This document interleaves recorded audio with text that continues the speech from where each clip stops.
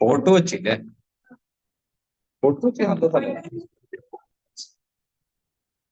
മട്ടാഞ്ചേരി അല്ലേ? നല്ല സ്ഥലമായിരുന്നു Mattancherry.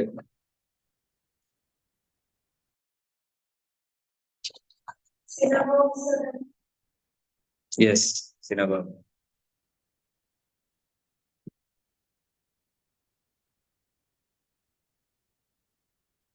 Pranams everybody. Nityanandam from Kanhangad. Okay, people are still joining. We are recording this event also for the rest of the people.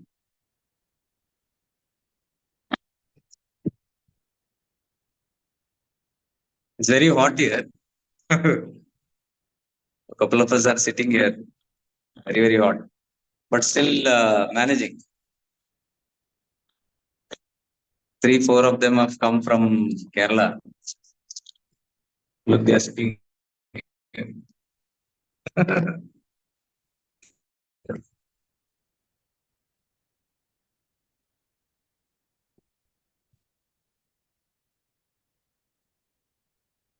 Okay, people are joining slowly.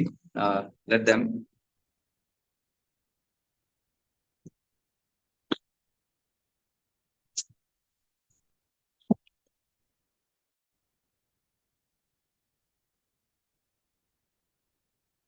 You didn't see that? I was telling we have 4-5 people here. Yeah. Last time, if you were there, most of us were here, sitting in this hall.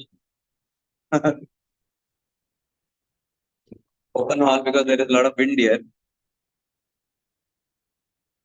Very, very hot. Because this is Kerala.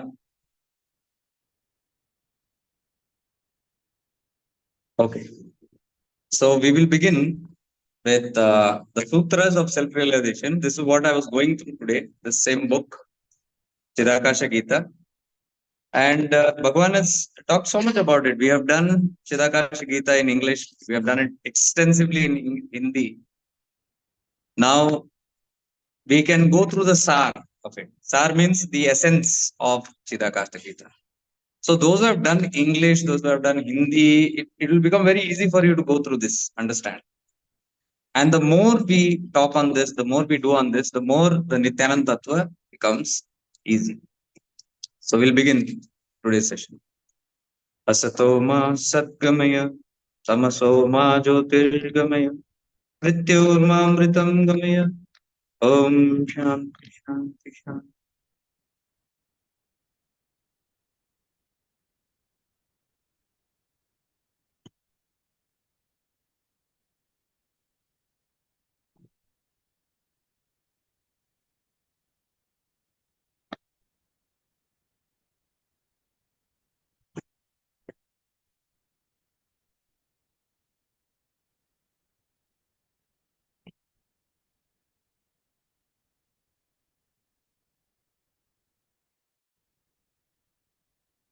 क्या हुआ, क्यों रो रहे हो आप?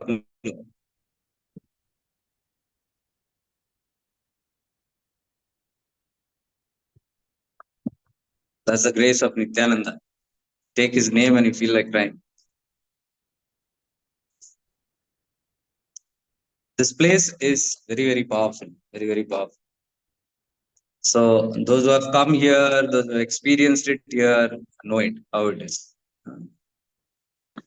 Nityananda is in our hearts, and he's the one who guides us. These are all people who don't take credits.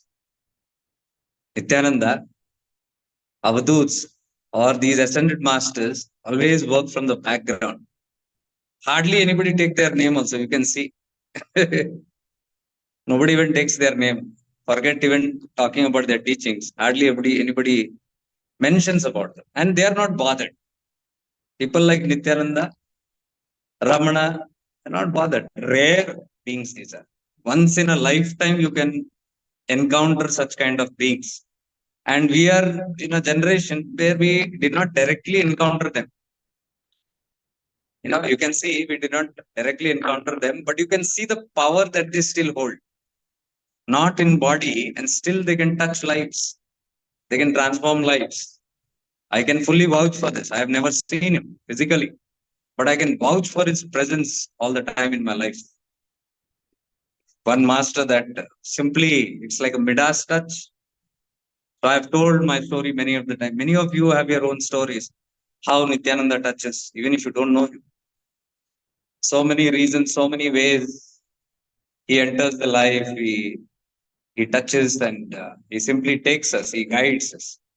And Nityananda is that engine who promises all the time. He has said that this is the engine. Those who attach their bogies to this engine will take care of it. And that's what I'm trying to tell people. You attach it once to that tattva and leave it off. Last time we discussed this. If you have attached your engine to this bogie to this engine, what can the compartments do? What can the bogies do? Look at a train. चलती है क्या किसी की? Once it is attached to the engine, then the engine simply drags it to the destination. What can the bogie do? So that connection is important. Once you get connected, then, but if you are not connected, you might remain wherever you are. The engine might go, but the bogie is there. So this engine bogie and all is good because they're sitting next to the railway tracks only. Nityananda loved trains. That is why so many leelas he did in and around trains. You can see even in Chidakasha Gita, he's giving so much of examples through trains. Okay.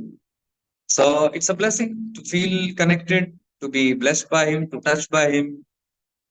I have had tremendous moments in my life with Nityananda, various aspects of life, where I simply used to burst out, burst out, burst out. I'm not knowing for why I'm crying. There's so many people here. Last time if you went into the cave and you started crying, you don't know why. Ruby was here. She was weeping like in the cave. Don't know why. So no need to know why. That's their subtle touch. They touch in that manner. Imagine that girl, Ruby, coming all the way from US and she doesn't even know Nityananda. Then I asked her, why did you come here? Because Tirunamalai, so many advertisements we put. You never applied that at any time. She said, no, I felt like I should come here. The moment I saw this banner, I immediately, because I know I put it and within 1 hour I got her registration. She sent the money, everything. Who can explain this? Past life connections. Some life connections with Nityananda, only this can happen. Those who feel very touched. These are all multiple lifetime connections, not just one lifetime. So it might be difficult for the conscious mind to understand all these things. But the soul understands. Soul is very much connected to all these things. And in our deep subconscious, it's all there in the Akashic records. All these details are there. And that is why when that girl came, she went entered into that cave, which everybody is so scared to go, and she sat for almost 2 hours inside that, having her own release and all those things. And without connection, it's not possible that somebody come all the way from there and just they have a knowing that I should go there, I should do this, I should do that. So feel blessed if you have a strong connection, because that strong connection is grace. I always had learned that emotion is power in spirituality. So if you are an emotional person, sensitive person, that's a very powerful trait. Bhakti. Bhakti is very, very powerful. Bhakti can take you, devotion can take you like nothing. The power of devotion is very, very powerful. One is the intellectual power that we do, but if you have the gift of being emotional, sensitive, then because being sensitive and emotional is a very subtle quality. When the aham becomes subtle only, you can be tickled. You can be easily having emotions or outbursts. But if the aham is strong, it's not so easy. Not that it's needed 100%. No, everybody is different. Prakriti is different. So according to everybody's individual prakriti, we work. That is why the 4 margas. Somebody is not having emotions, but very physically strong. For them, karma yoga. Somebody is not physically strong, but bhava is active, bhakti yoga. Somebody cannot have devotion, they are not sensitive, they are not emotional, and they are not even physical, but they are intellectual. Gyan marg. Intellectually, they are very strong. Power of discrimination, viveka is there. Gyan marg. None of these three qualities, but I am an inward person, not extrovert at all. I can just be introvert. Rajyo, you become meditative. So these four basic margas are according to our four structures. Human beings are basically divided into these four. Basically, all human beings are divided into this. So somebody will have this tattva more, somebody will have that tattva more. What I am trying to tell is, do not ignore any of the tattva. If you are physically strong, great. You can use them. If you are emotionally strong, yes, you can use bhakti bhava in that. And if you are still person, if you are inwardly person, introverted person, you can be a Raj Yogi. You can be a good meditator. And if you are a very intellectual person, thinking person, dissecting everything, you can be intellectual. But if you can blend all these four, it will become a volcano. Physically also you are there actively involved. Like for example, you have this bhava of seva. You see somewhere and you go and jump into that service. Means not of your own also. Anywhere you're just moving and people are eating something or something. You jump in, you start serving food. Somebody is dead and their funeral is going, you simply get involved without anything. You are enthusiastic because you have energy, physical activities. Somebody has financial strengths. That's again in the physical aspects. So you can see they do a lot of charity. Whichever is your strength, that can be added into spirituality. And if you are a blend of everything, which is what I strongly suggest, because I see myself having a blend of everything, and that has helped in a great way. It can boost us. So you find out if you have these kind of qualities, you can always boost them. Don't spare any of these. So if you have bhava, bhakti, you can always sing devotional songs. You can even do worship in that manner. You can. It's possible. Because that is what we'll see today, even how bhakti can give additional boost. Para bhakti. Very powerful. It's like Mirabai's bhakti. You can melt because what happens in bhakti when you dissolve yourself, the ego dissolves. The I goes down, and you can see Mahaprabhu, Chaitananda, Nityananda Mahaprabhu. They can dance on the streets. Grossness is gone. So when you become like fluid, it's very easy to flex yourself, to dance, to sing, to jump, be in excitement of that spirituality. That's also all good. Basically, I feel if you bring a blend of all these four, you get a complete life. You can be very powerful in all the activities of life. Otherwise, you can still have reservations. You can say, no, I'm an introvert. I don't like all these things. I'll contemplate. Who am I? Good. That's not bad. But if the other qualities are there, or if you're hiding it, if you find it and you bring it out, you can have a very complete, joyful experience of life. You'll feel tripped very fast. So today, what we are talking about is Nityananda's Tattva,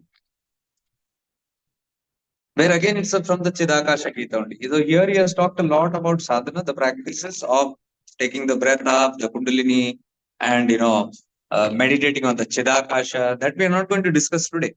If you are interested, you can always do the course, Chidakasha Gita. Hindi and English both are there. It's in depth. Today, what I want to discuss is the SAR, the essence of all these things. So multiple times we have done this. So we know the teachings of Chidakasha Gita very well. So now, if we just go through the skeleton of what he's trying to explain in this whole thing, you had it like Upadesh Sar. What is Upadesh Sar? Bhagavad Gita. 30 verses taken from Bhagavad Gita. So what Krishna is talking in Bhagavad Gita all that extensively, Ramana Maharishi was wise enough to catch the sar. That is why Upadesh Sar, Upadesh Saram. He caught the sar of the Upadeshas, instructions. What is the essence of the instructions of Krishna? So he picked out 30 verses, continuity. Okay, it's all in sequence. So that sequence one leads to the other. If you just take the skeleton of it, that's Upadesh Saram Bhagavad Gita. If you don't read also, if you just read the Upadesh Saram, you'll come to know what Krishna is trying to explain. And it is talking about your journey towards self-realization.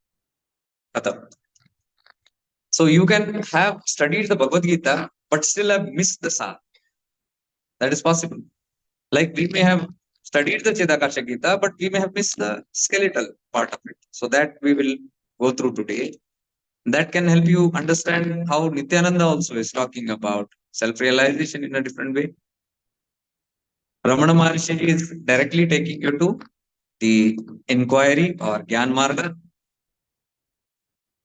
He is telling the importance of karma yoga, karma kanda, it's there. But then he says once that affiliation is over, then you slowly move towards bhakti marga, devotion.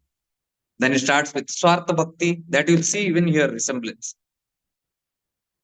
The first, when you have awakening in spirituality, it starts with selfish bhakti, swartha bhakti. So I have a selfish need first, something. Selfish means for myself, me and mine. That is what is meant by selfish. So I have a selfish need, and it could be anything.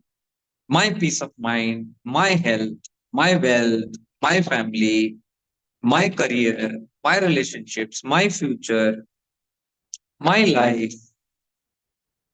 It starts with that. Desires begin for that maintenance zone. And then we have bhakti towards God. So Nityananda explains here in the beginning, bhakti is always selfish.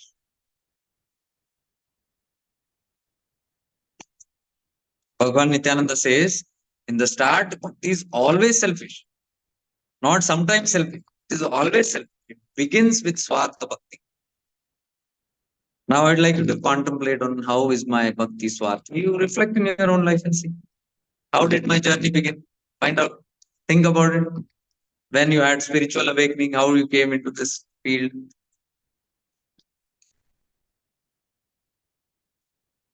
You will notice it is all Swartha. It is for me, something for me. And then I had a desire, I want a guru.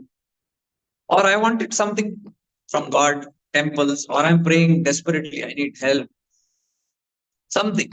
I am in some problem, I want to come out of it. See, I want you to reflect very deeply. You might say, no, no, no, no, no. I was always from the start only wanting self-realization, mukti. I've always started from the start asked for mukti. It's not true. That is called smashan vairagya. Sometimes when the problems are too overwhelming, you will feel that ye jhanjat khatam kare. I want only God. I want liberation. I want mukti. I am not interested in this. Actually, you are not interested because of the problems. Let's say the problems are taken away, you will come straight back.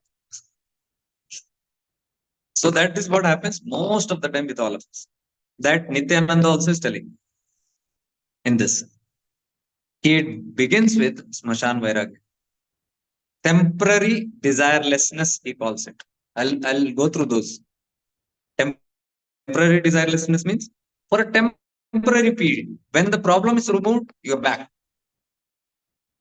Like Avadut Gita, Bhagavan Dattatreya said, scripture, Smashan Vairagya is mentioned.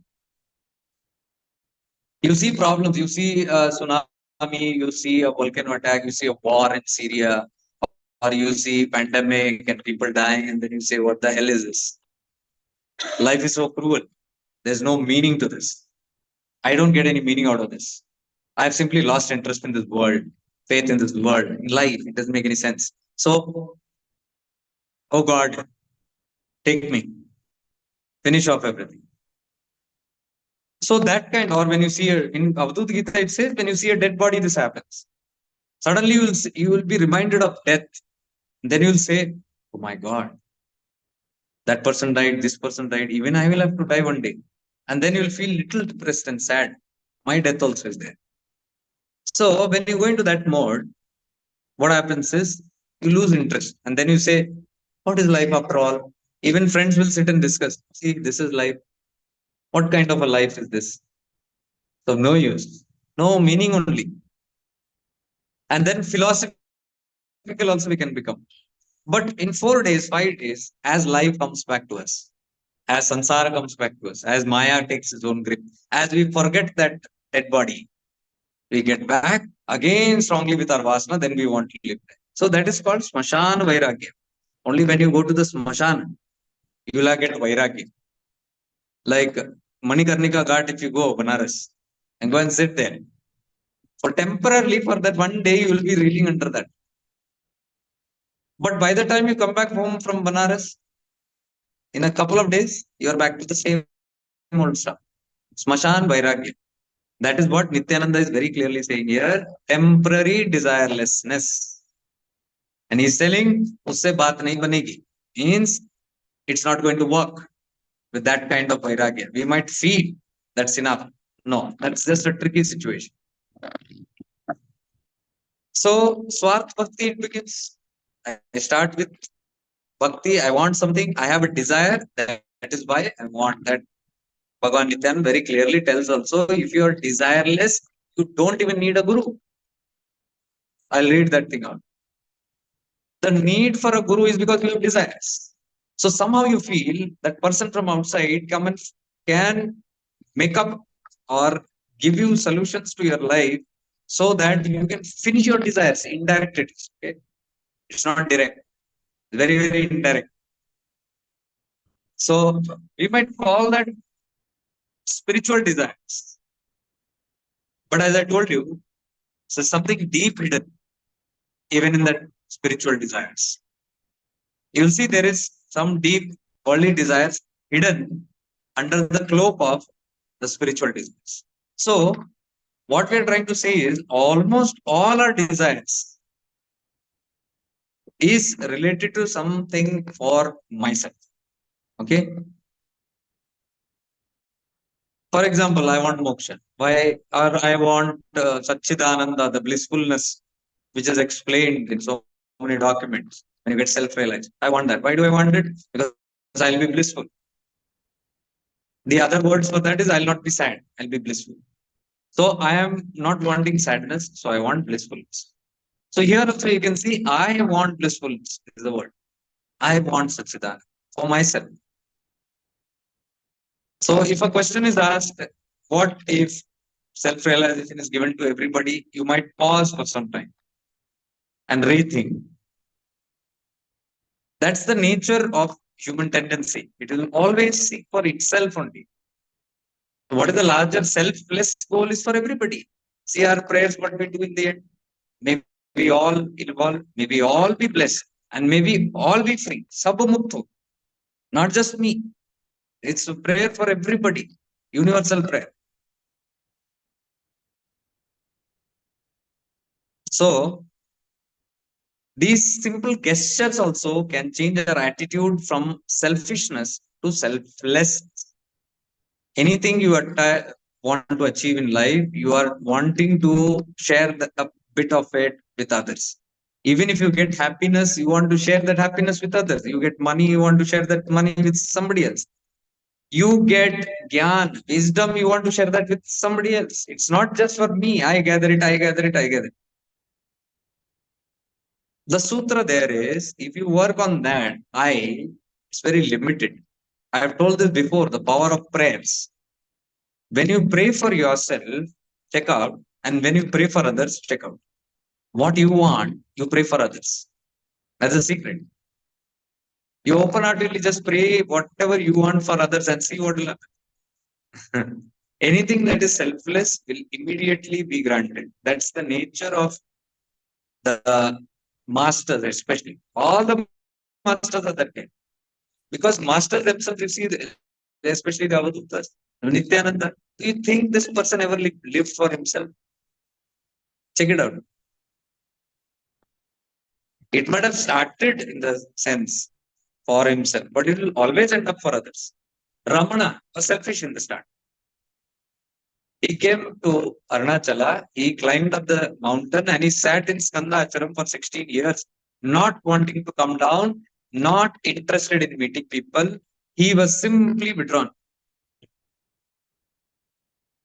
And it took him 16 plus years to understand that's not the divine plan. Because slowly people started finding him out, and slowly the word spread. People started visiting him. Moms started visiting people. Despite all the hardship, they found they are all chasing him and not allowing him to sit alone. Finally, he gave up and he said, "Thy will be done." I wanted to sit there in the cave, but you don't allow me. If that is your will, so be it. So, from selfishness, from myself, they turn to for everybody. And that is bhakti. What we are talking here in Chidakasha Gita is this bhakti, Swartha bhakti and Niswartha bhakti, Apara bhakti and Para bhakti, Veda bhakti and Aveda bhakti. Veda bhakti means the bhakti that we do outside, 100% is selfish bhakti. No doubt about it.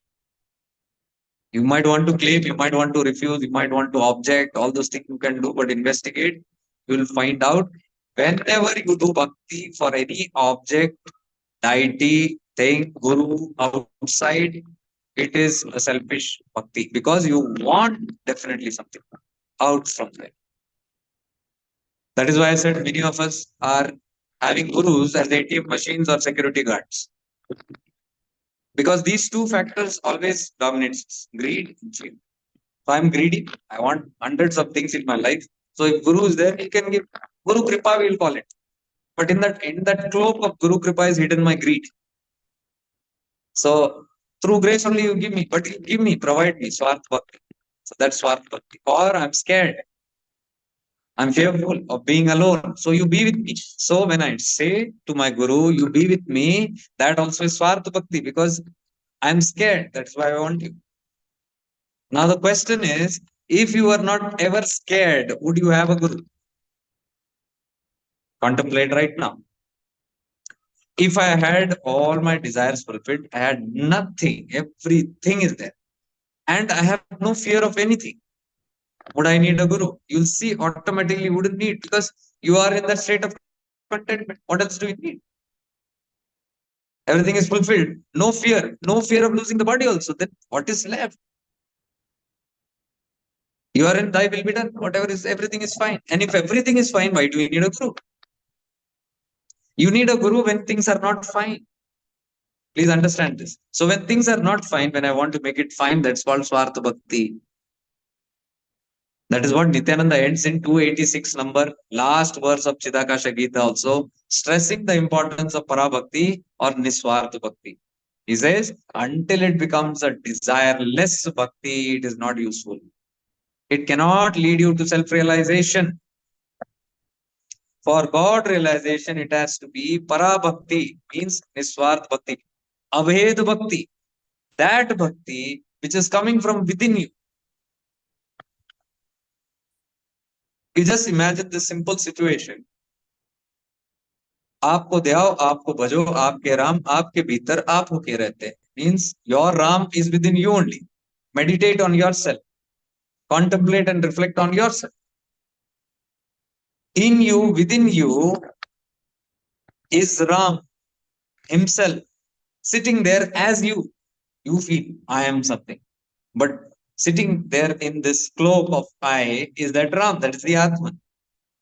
So I'm talking now about Parabhakti. When Parabhakti happens, it's not outside anymore. It's come to the inner. It's me, within me. It's me. It comes within. So if the direction is coming within now, just contemplate for a few seconds and see if I am the Lord, I am Shiva, or I am Shakti, I am Durga, I am Krishna, I am Ram. What is the feeling?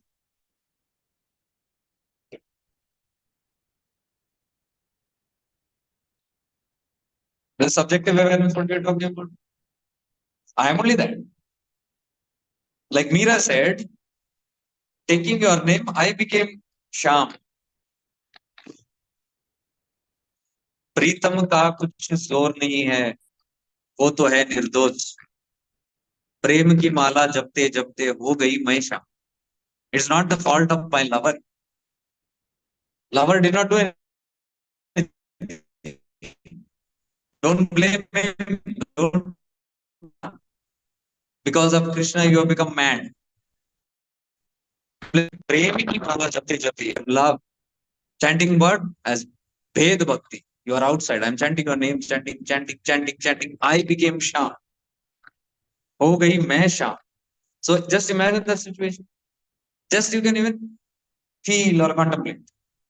If I become Sham, I become Ram, I become Krishna, I become my Guru. Just imagine the situation. Just simple contemplation. This head is my Guru, this head is Krishna's, this hand is Krishna's, this feet is Rama's, whole body is Ma Shakti's, or this body is Mirabai's, or this body is Radha. Radha is the lover of Krishna. Lover means not the grossly love. Radha, Krishna means Sat and Chit only. Ram, Sita means Sat and Chit only. Okay, they are not different. Multiple stories, that's all.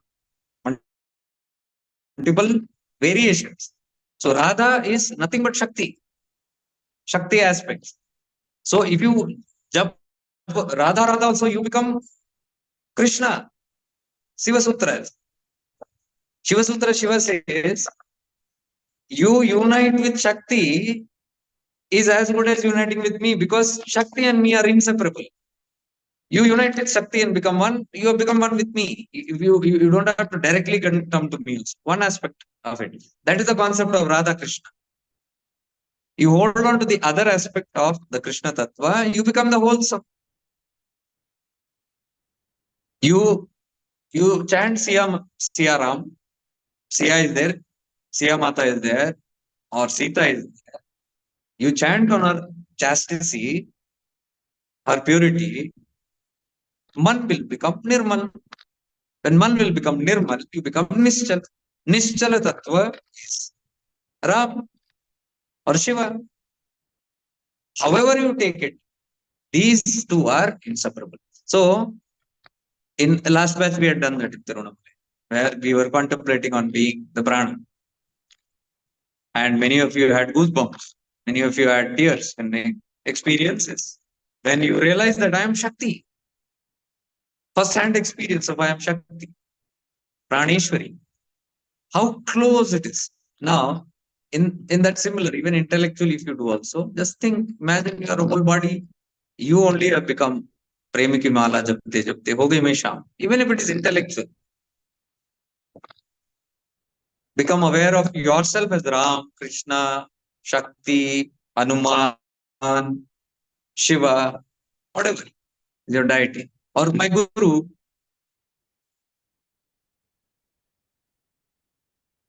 Now you tell me, what will you ask this? Your deity is this. Or you are experiencing it subjectively. I am only that. Now try to ask your desires.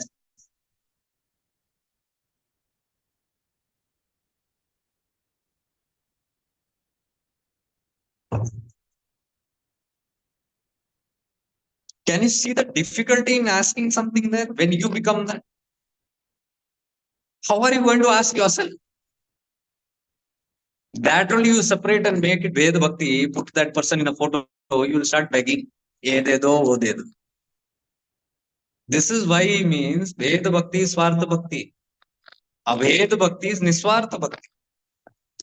So Nityananda ends Chidakasha saying that come to the state of Parabhakti, become fully aware of your so-called bhakti. It is not pure.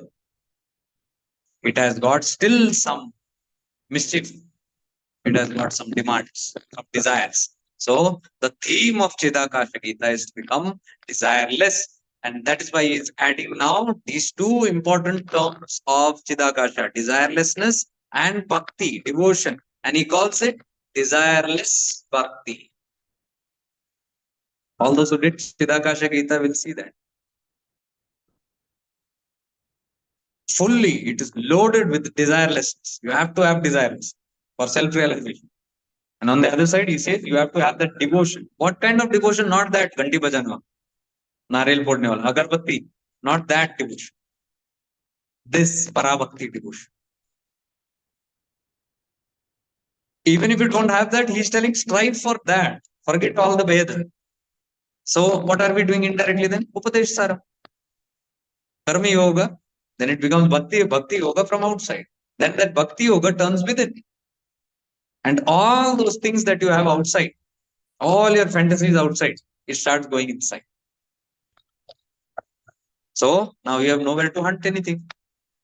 Wherever you are sitting, you are meditating on that, you are praying to that, you are seeking from that, and you will see your seeking purifies. You cannot ask all that. Try right now, only sit and ask yourself. What are you going to ask yourself? You will not be in a position to ask. Because you are experiencing divinity, there is nothing to ask. You feel complete there. That's what I am trying to tell you. Whenever we did those practices, and when you're experiencing yourself as Shakti and brimming with that joy and that ecstasy or that energy, where is the question of asking anything? You are that complete. So all the asking will drop when you turn into Parabhakti. That is one of the most important theme of Chidakasha. So, and then finally, when that bhakti becomes internal, then you're ready for Raj Yoga. It is deep meditations. Because by now, you have become Nishchala. What did I say? You put your photo outside, you will become Chanchala. You just imagine. Okay, now let's take another example. Imagine yourself going to the temple, whichever god you like. You are entering the temple, become aware, become conscious that you are entering the temple. Now, from entering the temple till the time you come out, just quickly imagine what all you do.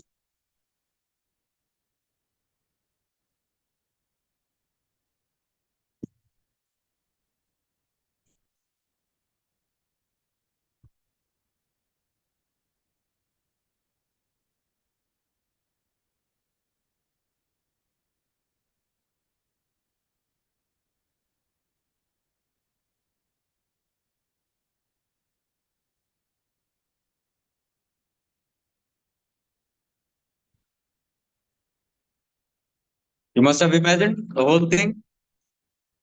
All your actions you must have seen. Now, can you see, reflect, and see how much karma yoga is there in that? The first rung of the ladder. Karma yoga means physical.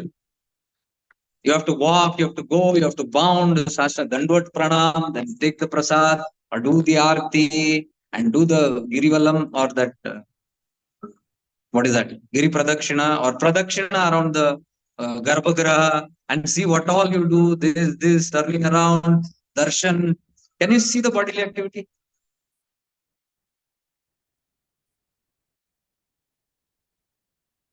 Now you imagine you are the altar, which we did the other day. Whoever did that, one night we did. I'm the altar. God is within me. I'm the temple. Now you are the temple. The whole temple only is you. Within you, here in your heart center or in your room madhya, Chidakasha, is the Lord is sitting. The same Ishta is sitting. Now enter into your temple, into your own temple, and experience the God. Now you see how much activities are you doing.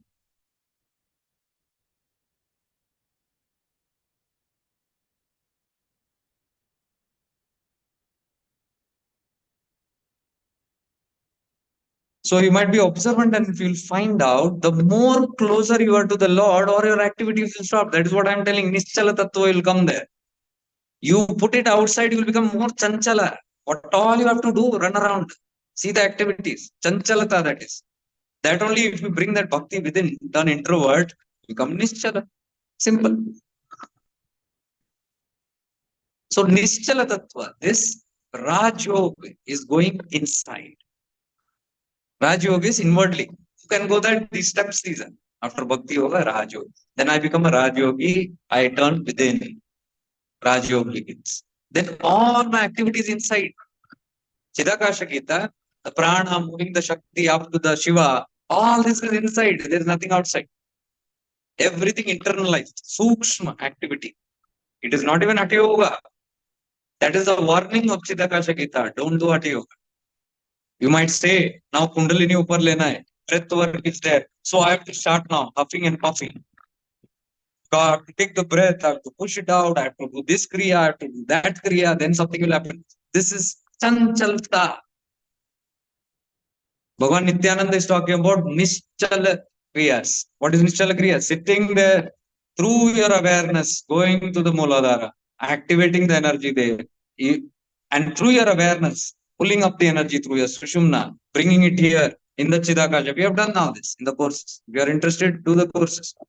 All these practices have been done. Where Chanchalta is there, tell me. Sitting down, you are still and doing it. Nischala. Can you see the difference? What we are trying to tell? Whenever internal practice, anything you do, it is nischala. So a Raj Yogi, what he's talking is internal practice. That is why he's telling when your chitta comes till here, your consciousness rises above all this chanchal nature. Below the Vishuddhi is all chanchal only. You imagine your Swadhisthana and Muladhara, Satarna, dangerously chanchal it is. What is Muladhara? Complete desires, worldly desires, hundreds and thousands of, and visible and invisible, all kind of desires. So if your Chetana is there, you will find yourself dancing to the tunes of samsara. Or you can put it the other way. If I'm too much dancing around in this world, party, sharty, social gatherings, and then all the requirements of my house, the decorations, my body decorations, my physical needs, my jhumkas, my necklaces, my costly shirts, my branded Rolex, my golden Sri Yantra, show off yantras, all those things, hundreds of things, 100% Swadhisthana and Muladhara, Chetana, however define you call it. You might say I'm a great yogi or something. You're a bhogi. Yogi ke gale mein swarna is a bhogi. I won't hesitate to tell that, even on the loudspeaker. Sachai, sachai hai. That is why you will see all these yogis are chanchal. They can't sit in one place. Restless. Their goals will never end. Their objectives will never end. They are like Alexander, want to expand their kingdom. I've given this many examples where even I've been with many saints also, visiting here and there, sometimes Avadutas, and how Avadutas have even scolded them.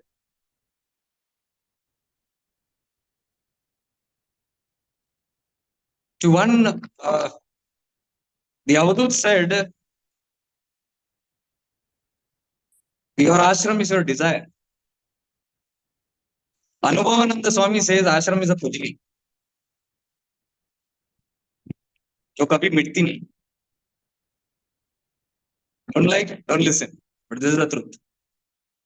So if you go with Kujli people, you will also get Kujli only. Nothing else. Because the concepts are all that. It's hidden. There's something talking about divinity, but there is full Maya and there is full of lust for life, power, greed. It's all your down. Manipuraka power, Swadhisthana, indefinable kind of desires for everything, experience of it. And your Muladhara is strong, grounded. You want to be just grounded in your body. You'll develop six packs and muscles and this and that. Muladhara. It's your Muladhara. Prithvi Tattva. Make this Jada Prithvi. So, these three are the lower ones. It's not that you don't need it, but when there is an off balance, then you go too much into that, then you are into that. You need that also. You need a little bit of that because so that you don't fly away. Those who are not having it, they will fly. Upper three chakras will get active and then they are always sitting in samadhi. They can't ground themselves. They can sit for hours together and call it spirituality. No. And then I say, okay, come back. Come back from your meditation. Open your eyes, Bhairav Mudra, and close it. No, I'm in deep samadhi. I can't. No, you're not in deep samadhi. You're flown. 3 lower chakras not active. No imbalance. Gone with the wind.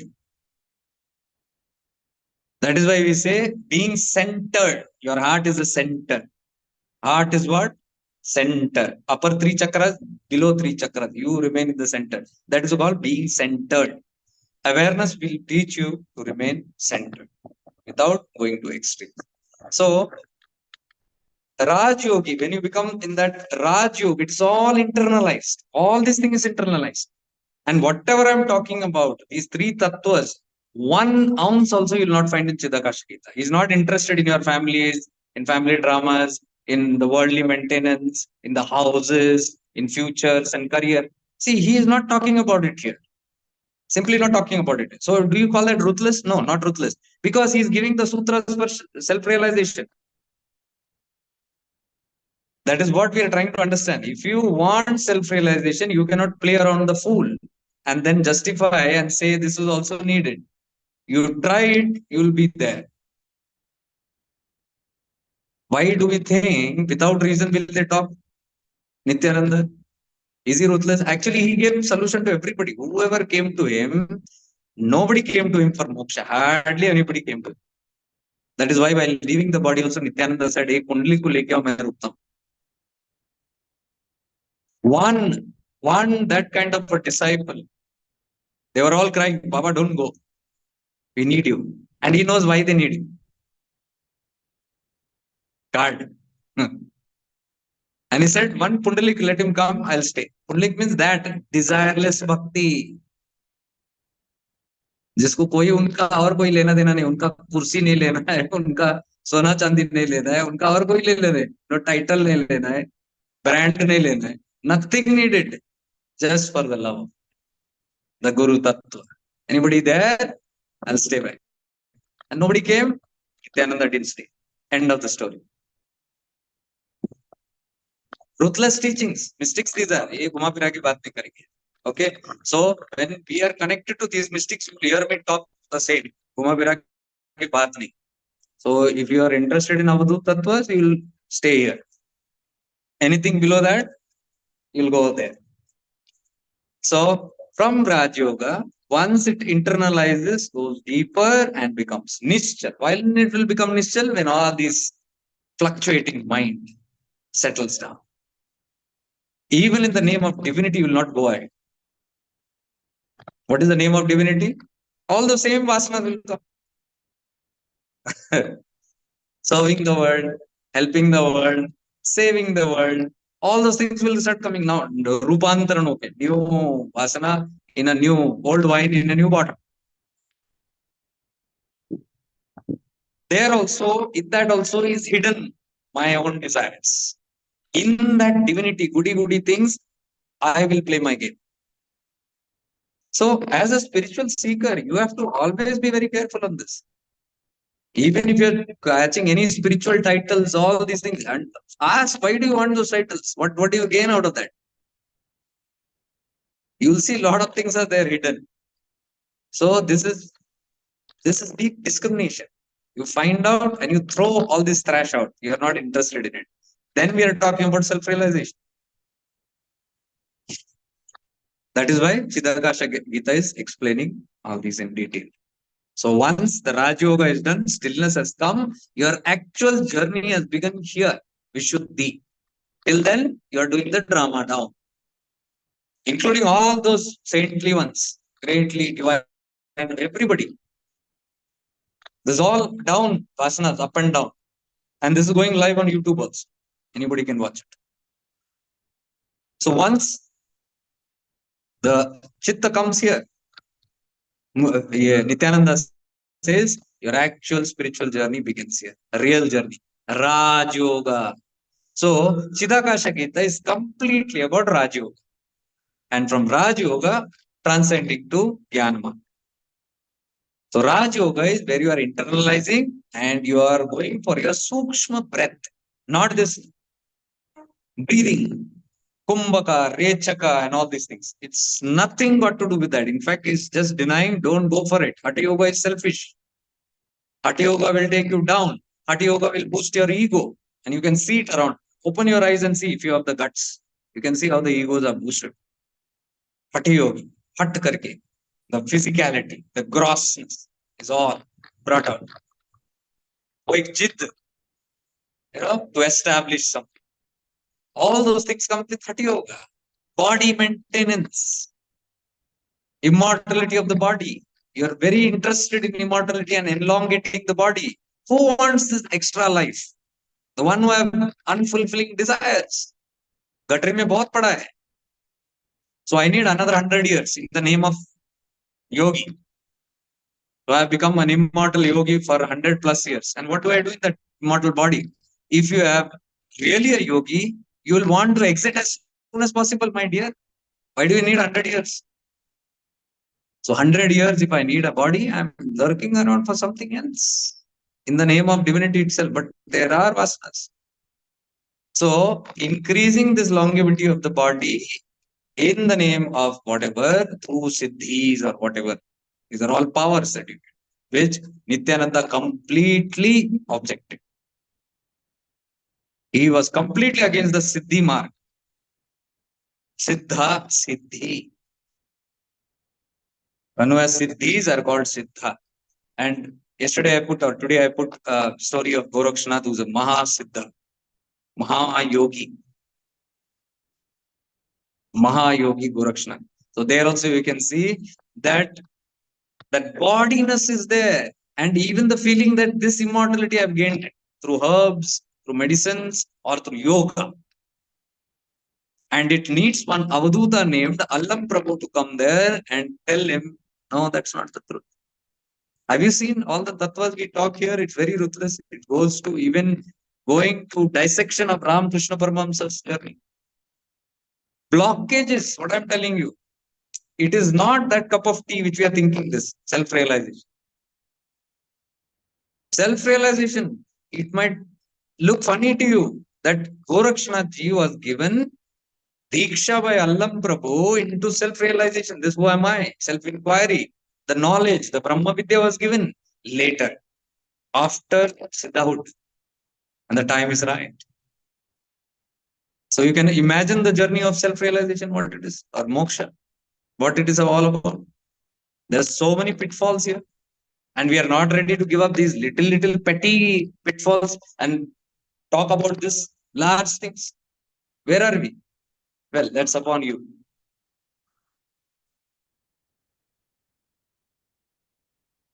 So he was very strong. He's a Hatha Yogi. Gorakshnath, Hatha Yogi. That's Hatha Yoga.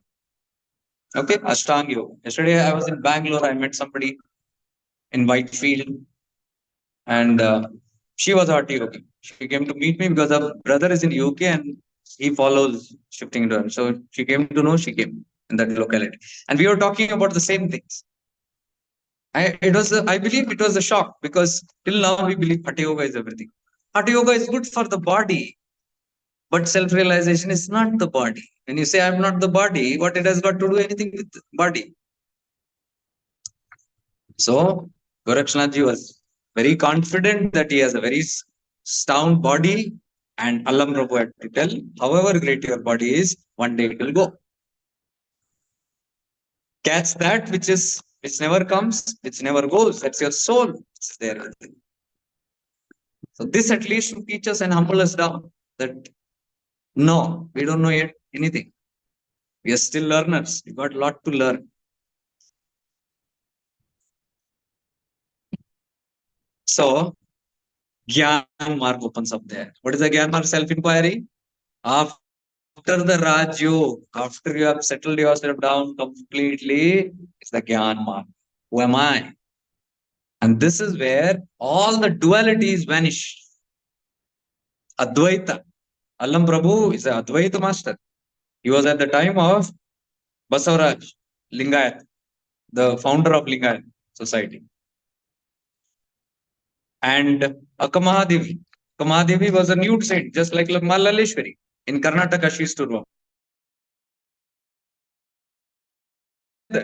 Allam Prabhu, and because I was madly in love with Allam Prabhu. Lord, I used to go and sit in one ashram just to listen about Allam Prabhu from a saint there. And he used to only talk about Allam Prabhu. So when this document came, which Ramana is talking about Allam Prabhu, I was astounded. I said, wow, this is something. So we are talking about the path of mystics, not even saints and siddhahood. Beyond it. I told you, saints, saintliness, divinity, all till here. Here, Aham remains. I am a saint. I am a guru. I am a shishya. I am a yogi. I am a rishi. That I-ness is there. But this, when the Gyan Agni opens, the Shiva's third eye opens and it gives you the Gyan. No, you are not that. Then you burn that also and you become one with that light. That is why Avadutas have no awareness that they are Avaduts. I've told this many times. This is that place where it gets burned. So even Avadutas don't know they are Avadut. You go here, Sahasrara, Shiva also doesn't know he's Shiva. It's pure consciousness, pure awareness. You look at Avadutas, pure awareness. You look at Shiva, pure awareness. They're not even aware that I am Shiva. Because if Shiva becomes aware, I am Shiva, there is a trace of ego. There is a quality. Guna aa gaya uske andar. This is nirguna, nirakara. This is what we are talking about self-realization, my dears. Be very practical and sensible. Don't get carried away with your damn emotions. Be very, very practical when we are talking. Study these things. Go deeper into. So that is why you will see Chidakasha Gita ruthless. And I'm so glad these documents have come. Where he's discarding Raj Hatha Yoga. He says anything below the neck is Hatha Yoga. Anything above the neck is Raju. Follow Raju. Anything below the neck, you can imagine your life. Just check out and see. Anything below the neck. What is life? Bhogi. Yogi is always above the neck. That is why he said, real initiation is here. Diksha. This is your Mooladhara. Chidakash Gita mein, not down. That is, you are just awakening. That is called just an awakening, and you are getting, you are waking up from the Maya Jagat and slowly getting a little knowledge and understanding. And you are going up and down, learning through experiences. But when it comes and stills here, Nirmalman, when it purifies, then now it has become Nischala. Now it can quietly move inside. And this journey is inwardly. This is the real journey that is taking you in ascension. Anything below this is only keeping you in samsara. You can correlate with your life and see. Whichever paths you are, whichever tradition, whichever culture, whichever religion you are following, check it out and see. You will come to know the journey from Mooladhara, our Mooladhara, what we take as till Vishuddhi, what it has been. It has not given us mukti out of samsara. Check it out. If you want mukti out of samsara, then the journey has to deepen from here. Okay. So that is how it enters into Gyan Marg. Gyan Marg means the wisdom opens. Wisdom of the self, the knowledge of the self, which many of you are already learning. We are all learning. Arunachala is this Agni Tattva, of this Agni Tattva, which burns. So Nityananda keeps repeatedly talking firstly about the goals. Self-realization, why are we talking today? Because Chidakasha Gita's goal, and we strongly know now, Nityananda's coming or Ramana's coming, it is only for self-realization. They are not coming here for abundance, health, wealth, success, relation. They have just come here, taken their body, played this whole drama for the objective of self-realization, nothing less than that. These are people from here. These are people who will initiate you from here. I can tell you, vouch for it. These are the masters who can initiate you from here and take you up if you're ready. My journey only I'm telling. Because right from my awakening, the Muladhara also, it happened from Ganeshpuri. It started from there. He is only taking me. He is only placing me wherever I have to learn. He is only putting me here, this standard, that university. He is only putting me. Because I have attached this bogie to that engine. He knows what he has to do. So there I can see how these initiations take place, how these Shakti paths take place, who's doing it, how you are initiated from here, and then how you change. You are not interested in anything below this. Then you start moving upwards. And all those kind of tattvas arrive to you, that kind of help come to you. That which does not serve your purpose will leave you. That's how the vibrations become. You don't do anything, it will automatically happen. That's life. What serves the purpose will come, what does not serve the purpose will leave. Right from spirituality, all the aspects till the grossness. Right from your friends, your family, to your relatives, to your colleagues, to your community members, to your paths, to all the teachers, including the teachers. It's all the play of your frequency. Where your frequency, that kind of teachers you will get. Where your frequency ends, that kind of teachers will move out of it. Everything, paths will change, people will change, things will change if you have the trust of where you're going. So these are all initiations from here and above. From here and above. Okay. So if you are in the habit of no, I will take my textbooks from Muladhara to Vishuddhi and bring it here because I'm obsessed with my books. I want the same tuition teachers.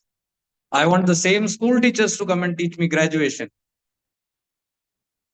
Yeah, you will be taught, but you will have to come down to the secondary or primary school and sit with your obsession and learn whatever you can.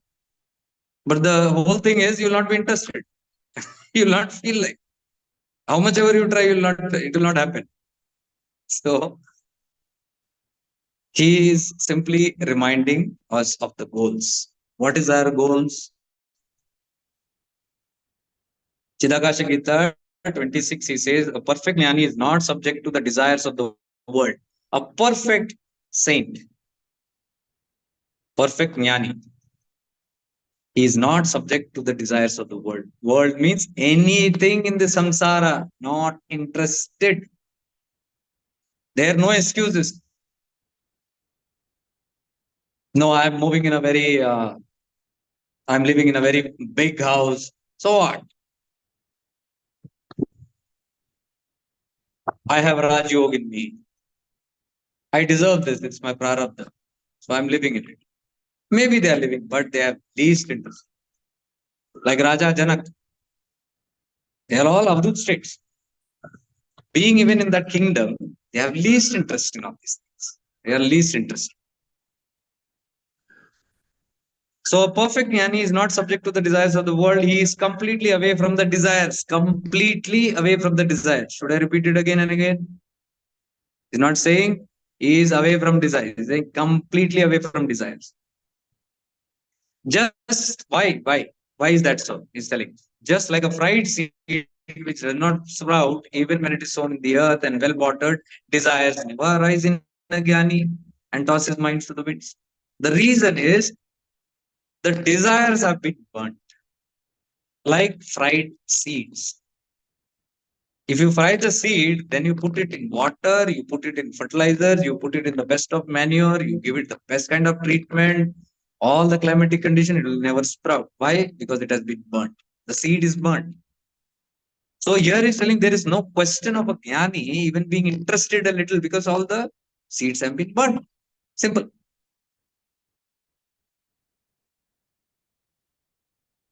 So desires never arise in a jnani and never tosses mind to the winds. Winds means all this only. One desire this, one desire that. So it can come as a divine desire and take you in the wind. I must say it's a divine. How many times we do that? Divine desire. We justify it and slowly we don't know when we have fallen also. Man without desires is no man, similar to a lamp without oil. It's no lamp. So you can see a human never finds himself like a human until there are desires. I say, no desire. What is the purpose of my life? Nothing. So it's just like this, similar to the lamp which has no oil. The, the lamp cannot burn. It needs oil to burn. That way, we all of us we feel some or the other desire should be there. Then only we can burn. Before the light of the sun, the light of the gaslight fades into nothingness. So all this pettiness will just fade out in that sunshine. It's like our little lamps which we have lit and kept. Imagine this room is so well lit, and I keep the lamp here, and the sun is shining through this. क्या कीमत है ये lamp की? What is the use of this lamp? It's no use. So before the light of the sun, the light of gaslight fades into nothingness. So that light should be powerful enough. If that light is powerful, all the desires will fade out. The more you increase that light, my little astitva, which is there, all this will start fading out into nothingness. The light of the sun is the all in all. Buddhi must command the mind, must obey the Buddhi's command.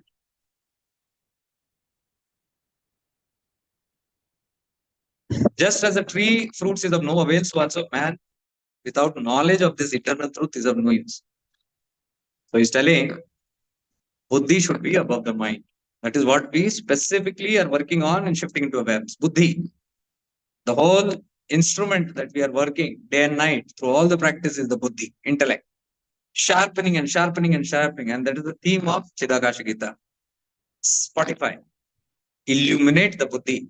Why? Because if the Buddhi is illuminated, yes. Yeah, I'm going to session, sir. I'll meet you later. Thank you. So the Buddhi, if it is illuminated, what happens is it stands above the mind. If the Buddhi is not illuminated, your mind, man jaisa kare, you just follow your mind. All your attachment, all this moha, all these patterns, all these conditioning is in your mind. So if the Buddhi is not there to tell you the light, telling that no, this is coming from your patterns, your old conditioning. If the Buddhi doesn't tell you this, you will catch the mind and you'll be engrossed in. That is because of the dull intellect. Intellect is not yet sharpened to see the things. That is why here it says Buddhi should be above the mind, and mind must obey the Buddhi's command. So just like a tree without fruits is of no avail, so also a man without this knowledge of eternal truth of no use. So a tree without fruits is useless. It is simply standing there. But see, if it is giving fruits, so important. So he's comparing the fruits to our realization, this eternal truth. Until you are knowing and aware of this eternal truth, what we are talking here, he says your life is of no use. So also man without knowledge of eternal truth is no use. Realization of this truth is seeing light in darkness. What is darkness? Is ignorance. Light is wisdom. So Gyan Marga will only enlighten your wisdom. It will give you so much of wisdom, it will give you clarity. It will flood all your darkness with the light. We originated from God, and it is our bounden duty to return to Him in this very life. So he starts with this goal, reminding us that the main goal of our human life is not all those maintenance zones. It is simply to return back to Him or Him in this very life. Means I merge back into my source from where I came in this very life. Okay, so Chidakasha Gita is ruthless because in this very life it is. But it is straight. Now I was telling, all kind of people came to Nityananda. None came to him for self-realization. At least in records, it is not there anybody who's asking self-realization.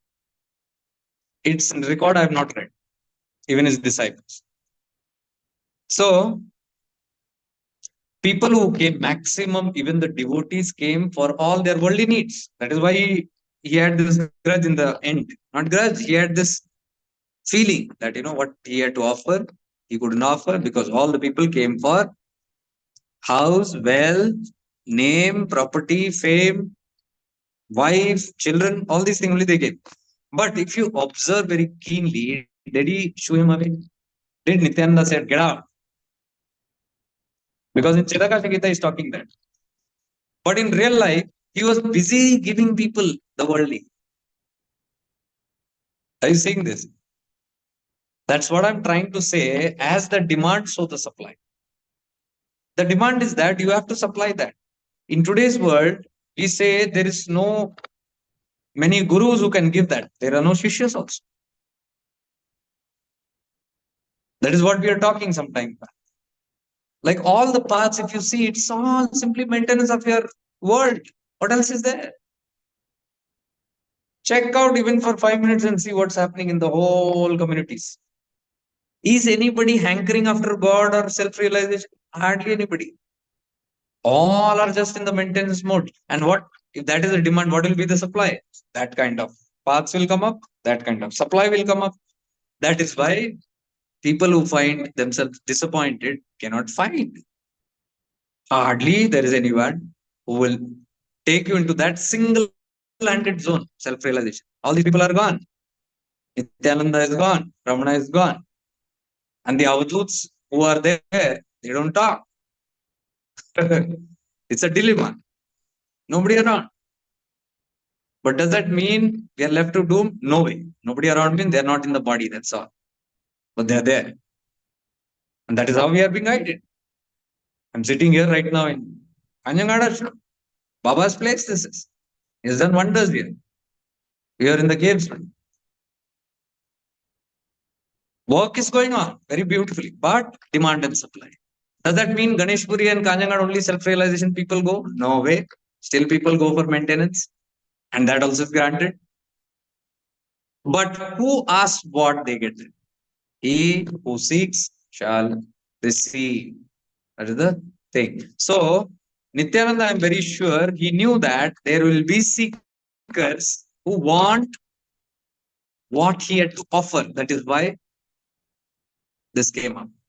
Chidakasha Gita. And whom did he give? He did not put up a stage and give pravachan. He gave it to Tulsi Amma here in Mangalore. And she recorded it and preserved it in the book format because that is the long side of Nityananda. He knows it will reach the right kind of people when and how it has to reach. Anugrah Shakti. Nityananda is gone, his words are anchoring around here. His blessing, his grace is flowing through these words. So teachers don't go, they are there, very much there. So we were talking about Yoga Vashishta. I was telling what an excellent scripture. My God. And I was telling Ram is so lucky to have got that kind of master who simply sharp, axed, giving him that. So somebody said, आजकल कहाँ मिलते हैं Ram? Where do you get nowadays Ram? I said, आजकल वशिष्ठ भी कहाँ मिलते हैं? Where do you get Vashish also today? So it is not about one-sided that everything you blame it here. That side also. So Prakriti creates this according to the demand and supply. So in 129, Bhagavan Nityananda says, again, now that is what I have done with Chidakasha Gita. Multiple sessions I've been doing here. So every time I make these notes, I have seen a strange spring flowing through this. Last time I had done one live, I don't know, it's live, it's still there. From Kanhangad, I had done almost 1 year back, I think last October. There we had matched a string like a ornament, like a bead. You can see strange connections, not in sequence, but something like 16, then 29, then 46, then 58. If you catch that string, you will get one particular message very deep. So that kind of multiple strings had come out. It's there in that video. And this string, what I'm telling, this is a Sara. See, what we talked about in 26, the goal of life. 26, we have jumped to 129. And see, in 129, he says, Mukti is the goal of life. A man who is ignorant of the true goal of life is no better than a beast. He or she is not less than a beast or an animal. Who is ignorant means one who is not even aware of the true purpose of life. So I'm living even as a spiritual being, but I don't know my purpose. I don't know my goal of life. He says that is equivalent to animal. Now you don't have to tell me I'm level 6. So somebody wrote to me that I want to join. And I see that person is not ripe enough to catch it because he's getting again and again triggered. So I said, no problem. Then the second, the third message came like, I am so and so level 3. I said, please continue with your level 3.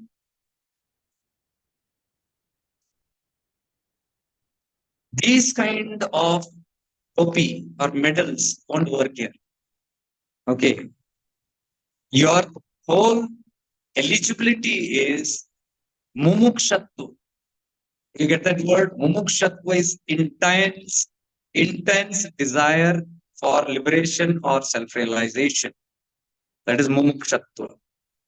So a mumukshatva is 100% aware all the time of the goal of life. Can you say that a mumuksha is not aware? Impossible. So mumuksha is one who is always aware. That is what he's telling. A man who is ignorant of the true purpose of life is no better than a beast. How many other medals and yantras you want to put around your neck, still that doesn't qualify you. Because many are living that myth. That is what I want to break that. This goal of life is now see. He says this goal of life. What is the goal of life? Perfect desirelessness. Khatam? When he says goal of life is mukti, next sentence he says the goal of life is perfect desirelessness. Means if you want mukti, you have to come to a state of perfect desirelessness. He's not even telling desirelessness. Perfect desirelessness, not even one subtle movement. I want this. So now if you are busy moving, fulfilling our desires, hoga, hoga, and then giving it a justification, here it will not work. These are the sutras of self-realization which I am telling, coming from Nitya. He who is ignorant of this fact is not a man, means not a human. There cannot be a human who is ignorant of this.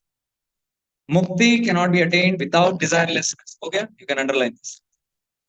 Mukti cannot be attained without desirelessness. The desires has to exhaust itself. So, what do I do with my desires? Exhaust it as soon as possible in awareness. Give it completions. You can see all our programs are only giving completion. We are not telling discard all the desires. You can't discard. You won't be able to discard it. You can't say, I'll stop it right now. I'll throw away all my desires. You won't be able to do it. But what you can do, you can work to give it proper completion, not by giving justification. What is justification? Oh, there is responsibility. Oh, there is desires. Oh, there is work to do. So much of things to do. Let me complete it. So there you are giving yourself only opportunity to go more into that. So here you become aware. No, my goal of life. All the time I'm aware. This is my goal of life. So to reach that goal of life, I must complete these things one by one as soon as possible and release it. Then only I empty all this basket of desires. Man who is the crown and culmination of God's creation must not be like a frog which sinks below water and rises above water repeatedly. So he's telling man, this is the culmination, the crown of culmination. He is supposed to be the highest. He is godly. His stature is above all the other beasts. So such a person, that is you and me. Okay, the humans should not be like the frog that keeps coming out of that water and going down. So we are like that. One session we come out of the water, Maya. After the session we sink back inside. One retreat or one program we come out. Or some satsangs we come out, then we go back. One avduta or saint we see, we come up and we go down again. One trip to Tiruvannamalai or Kailasha, we come out again and then we go. Like the frog. So he says, you should not be like this frog that comes and goes. So this is the same example that I say. Who are the frogs? Frogs are the people who are in the well with their limited beliefs, and they believe this is our life and this is complete. No. First, you have to get out of that well. well itself.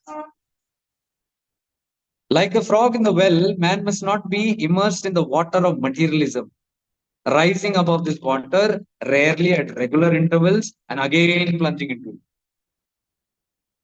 So, not like the frog in the well, again being immersed in the waters of materialism. This supreme human life cannot at any time be compared to that of a frog. He's telling you are far, far superior than a frog. Your life cannot be compared to a frog. This human life cannot always be attained. You are not going to get this life again and again. There is no chance, there is no guarantee you're going to get this life again. Don't lose this opportunity by being a frog in the well. When we have acquired it, it is our bounden duty to realize the goal of life, which is the realization of the Supreme Self. So he says, when you have got in life, it is the bounden duty to realize the goal of life. What is the goal of life? Which is realization of the Supreme Self. That is what we are talking today. Self-realization. So self-realization only what we are talking. But he is giving us sutras. By doing what you will get self-realized. That's what we are highlighting.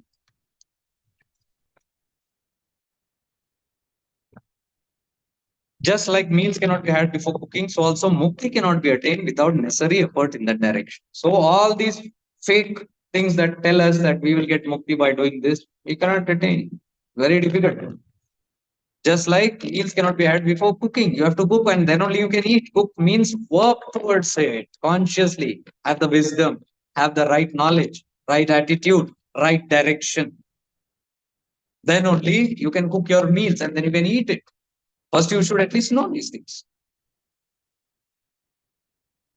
Mukti cannot be attained without necessary efforts in that direction. Discrimination is compared to fire, intelligence, or buddhi to the vessel. So, cooking means the vessel, the handi which is there, that vessel he is comparing to buddhi, intellect, and the fire is comparing to discrimination. Power of discrimination. What is discrimination? The power to know what is right, what is wrong, what is real, what is unreal.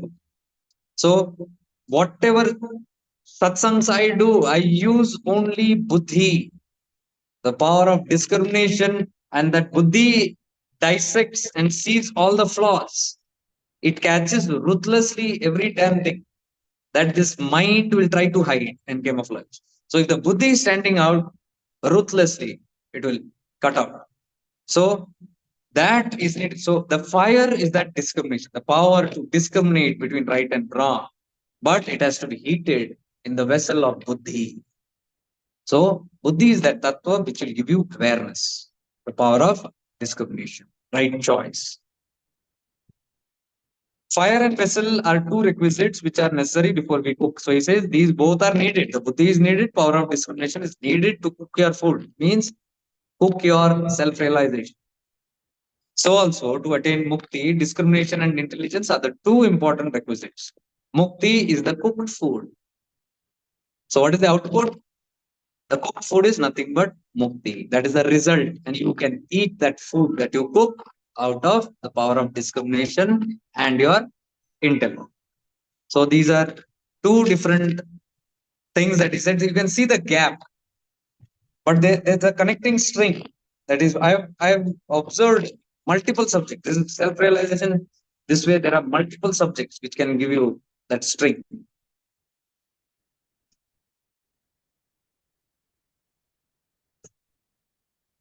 Even in 76 again, he talks, it is not enough if we are aware of the existence of God. It is not enough. Oh, I know God is there. I know everything is there. I know the Paramattva is there. I know consciousness is there. Supreme consciousness is there. I know Nirguna Nirakara is there. I know. But here is telling it is not enough if we are aware of the existence of God. We must realize Him and His bliss. We must attain that. Knowing is not enough. Go and realize it and attain that bliss that is the product of merging with that. Even a child of 5 years knows that there is God. It only does not know where God is and what it means to attain Him. So even a small child of 5 years old also know there is God. You ask him, he'll tell, "Oh, God is there up there." But only thing, he does not know where God is and how to approach it and how to attain it. That's only different. But even children know. So he's telling it's not a big deal knowing that Param Tattva is there, knowing that God is there. Even a child knows that. So he says, God is in the heart space of man and he can be realized by selfless bhakti. This word we discussed in the start, with complete surrender and faith.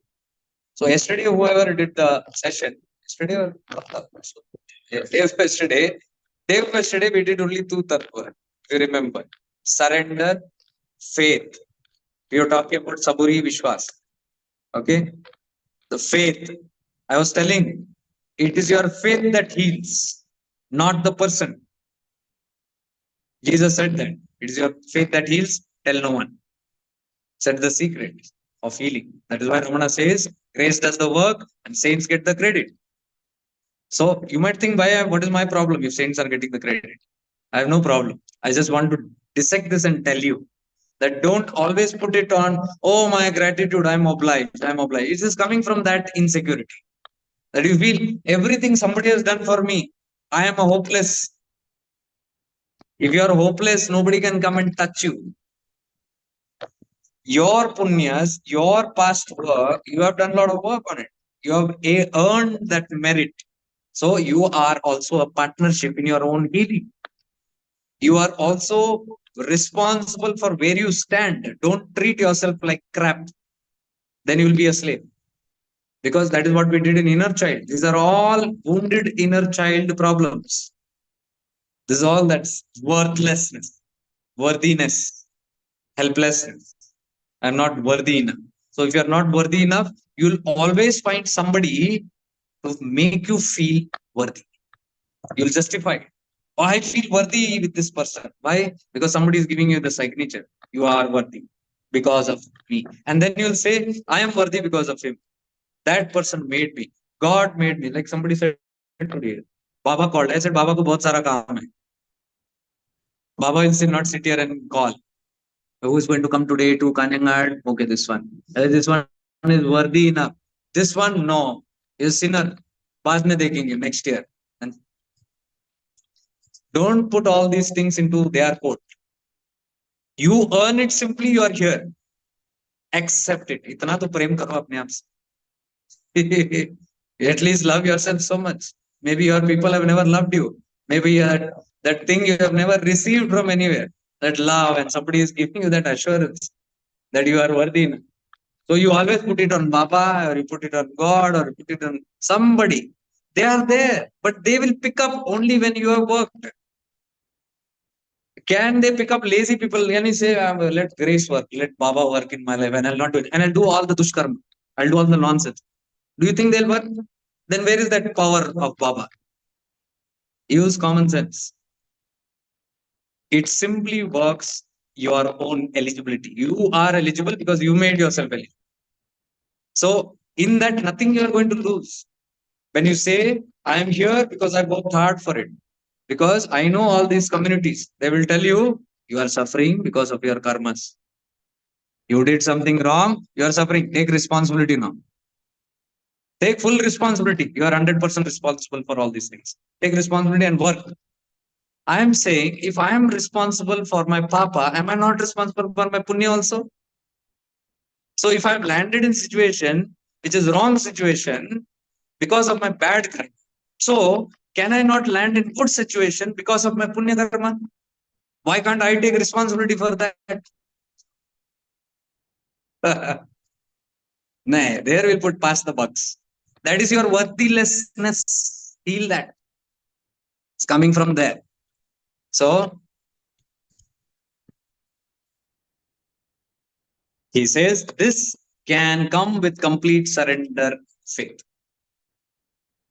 Through selfless bhakti. When you have selfless bhakti, not for me, not for anybody, unconditional bhakti, devotion, love for Nityananda. Why do I come here? Because I love Nityananda. He calls me. Nothing. No conditions apply. I am here because I am here. Khatam.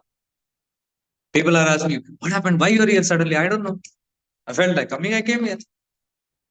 Why glorify it? Baba called me, or I have some work to do here. God knows whatever it is. So that's very unconditional. Whatever, there is no reason. You don't have to put a reason for everything. Conditions for everything. So he says, God is in the heart space of man. This Chidakasha is what he's calling as heart space. This is called as heart, the center. And he can be realized. He, Chidakasha, Nirguna Nirakara, the heart space, the Akasha, the hollowness, the nothingness. You can realize it only through selfless bhakti. You are there without any conditions, without any word, without any ornamental words. You are simply there through thorough surrender. He says, with complete surrender and faith. That is why he says, have faith. So if Nityananda tells you it's in that heart space, have faith. If Sai Baba tells you that, have faith. Why is Sai Baba putting that one clause? Saburi Vishwas. Because if you take that, even Sai Baba is helpless. Are you getting it? That's what Jesus is trying to tell. If you remove the faith from here, even I can't heal you. So he says, your faith healed you, not me. So who takes the credit there? Can we say he healed himself? Yes. Jesus will say you healed yourself, not me. That's what Ramana is telling. Nobody is taking the credit here.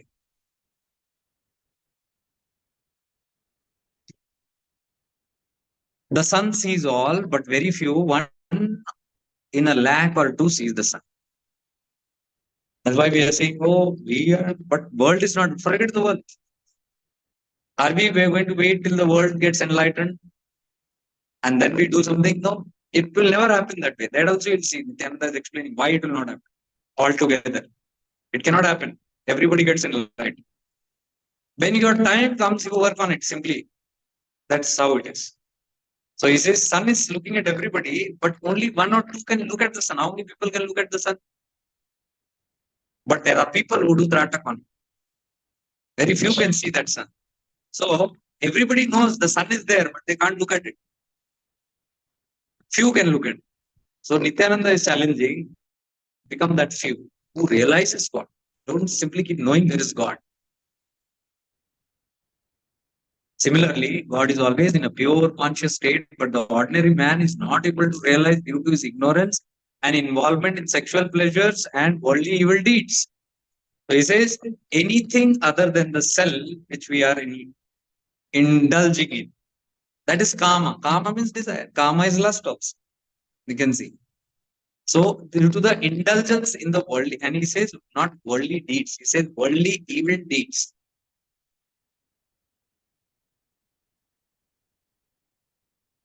Ordinary man, he says. Ordinary man is not able to understand. What is not able to understand? That God is pure conscious state. Ordinary man is not understanding because all the time they are in Vishaya Vasanas. One must purify internally continuously, he says. And Abhitar says after. One way he says is through bhakti to realize God and attain motion. So he says bhakti is very beautiful. But do that bhakti without any motives. Selfless, unconditional bhakti. It can be even to Nityananda.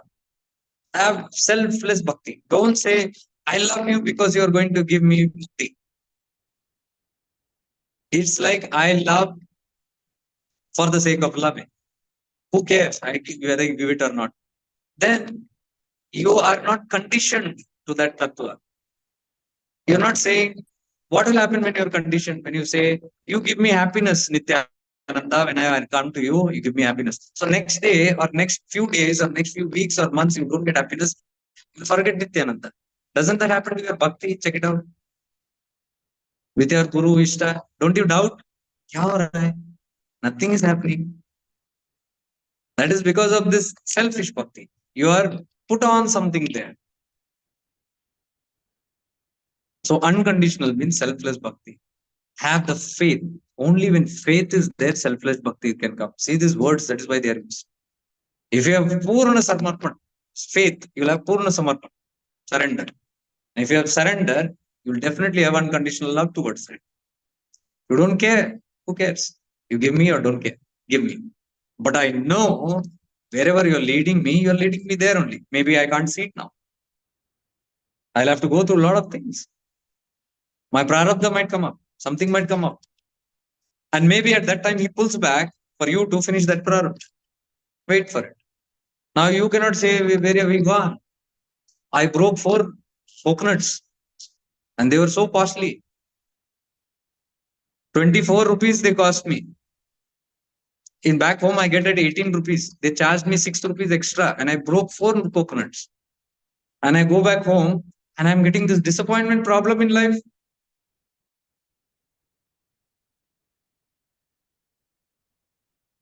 Who knows? He made you bake that coconut. He balatale. Who knows? Some bigger thing was supposed to come and that has been reduced through grace. Who knows? When we complain, we will never know. One pinch, one hurt, one wound, we will cry. Who knows? We might have lost one hand in that. But Kripa, grace protected us. Your 4 coconuts, 6 rupees extra into 4, 24 rupees extra, saved your arm. Who knows?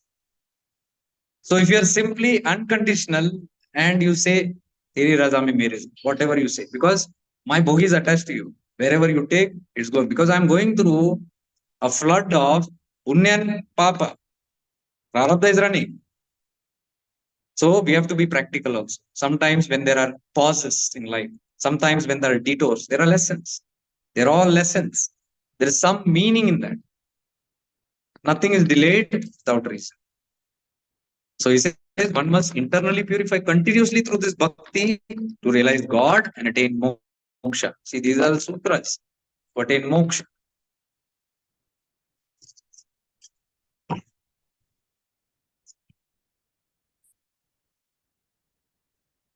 Then 202 he says,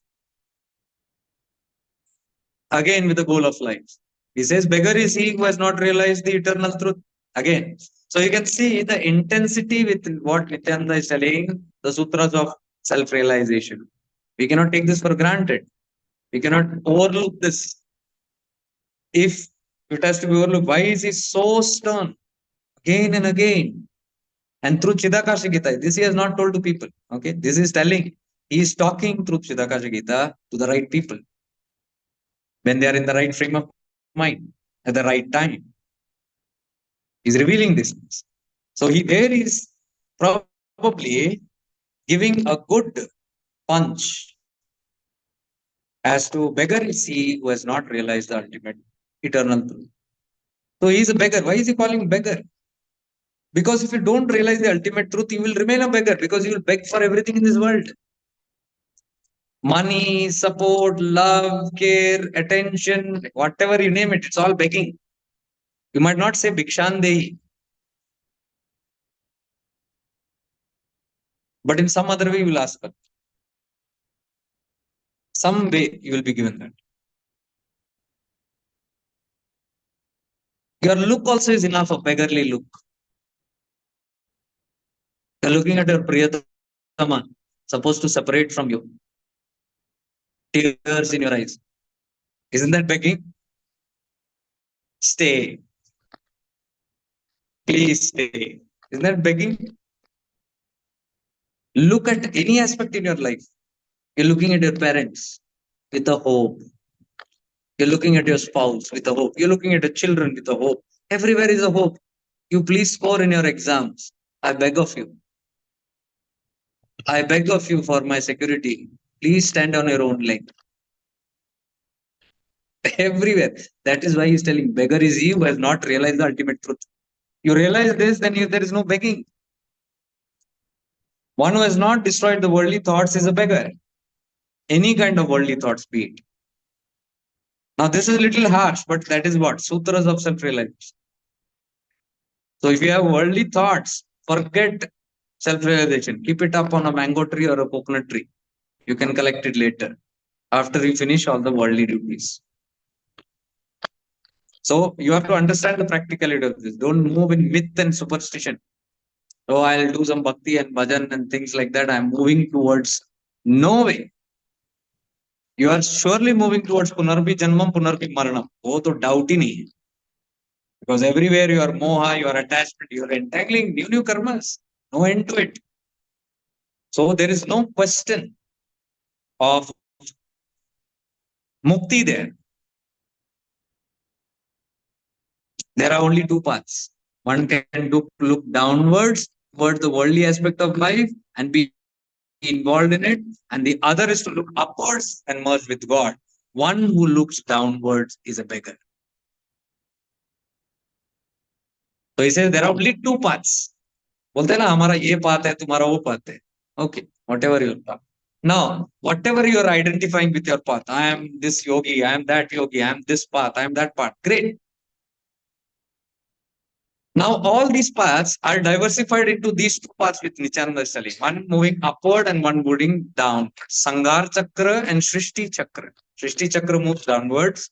Sangar Chakra moves upwards. Shrishti means I want to create. Vishayavasana.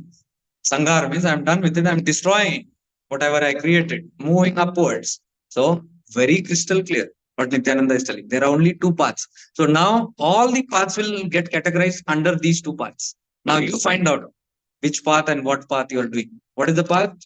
One. There are two paths. One can look downwards towards all the worldly aspects of life and be involved in it. Find out. Is that the path that you are doing? And the other path is to look upwards and merge with God. So all the other paths are subcategories of these two paths. So you investigate. I will not tell anything. You investigate. You can find it. And then he says the one moving downwards is a beggar. So all the paths moving downward is making you beg. Is not making you liberate. It's making you beg down. Go deeper down. Go get involved in the world. That is why all these people are in a fix. They are hoping moksha and we are going downward and they're telling, why am I going down or why am I not going upwards? My dear, look at it. Which direction are you looking? Are you working on the Sangar Chakra or the Srishti Chakra? Simple. Sri Vidya. All the level 3 guys who keep challenging me. इतना तो समझ आना चाहिए. Basics. संगार चक्र क्या है और सृष्टि चक्र क्या है पता ही होगा. You know very much. So you find out. How many desires are you trying to manifest in your books? You have filled up for the past 2-3 years. Books have become heavy, writing down your desires. You're moving downward, worldly path. That is what he's calling beggar. Srishti Chakra. How many are moving upwards? Breaking all that which you have created. Sanghar. Destroying and moving upwards. That is this path. That path takes you to self-realization. So for that, he's telling now, if this is the goals, these are the goals what we are hearing. For those girls, 4-5 goals, no, 1 goals, but 4-5 teachings. Now he's talking all about simply rise about duality. Down means duality. Upward means non-duality. Upward is Advaita, oneness. Downward is Dvaita, diversity. Now check out and figure out what have you been doing. Is your so-called paths moving towards oneness and claiming oneness and trying to teach you oneness and preaching oneness and removing all the diversities? Or is it still stuck in me and mine? I and mine, we and ours, trending ourselves into this and that. We are separate, we are special, they don't know. We are Hindus, they are Muslims. So that's duality. More you separate, that's duality. More you integrate everything, that's oneness. That's the tattva here. Upward you move on duality, Advaita. Downward you move Dvaita or duality.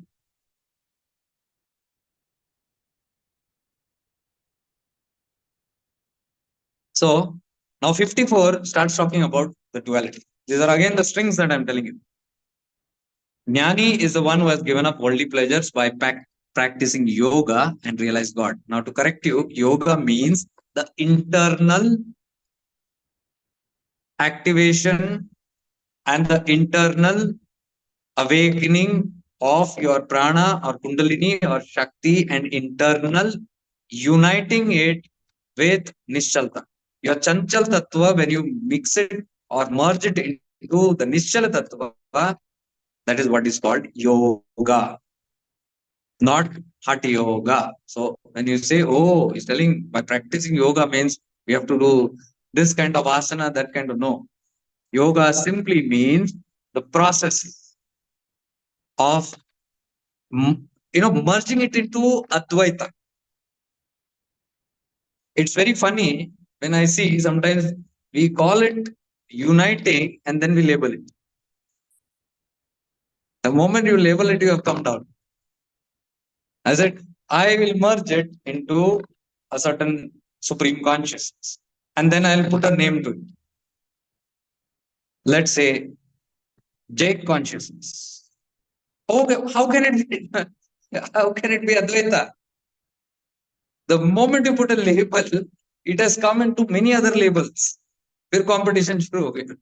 So Jnani is the one who has given up worldly pleasure, Sangar Chakra, and is practicing yoga and realized God. That is the one who has realized God. Bliss can be experienced when one is in a deep state of God consciousness. The Satchidananda can be explained, expressed, or experienced when one is in that unition. A Mahatma is he who has experienced this divine bliss. That is a Mahatma. Now, Mahatma doesn't mean he's talking about saints. He's talking about our possibility of becoming a Mahatma. Yours and mine chance, opportunity of becoming a Mahatma, because we are all destined to become Mahatmas. So a Mahatma is he who has gone and realized this oneness and is experiencing the divine bliss, the outcome.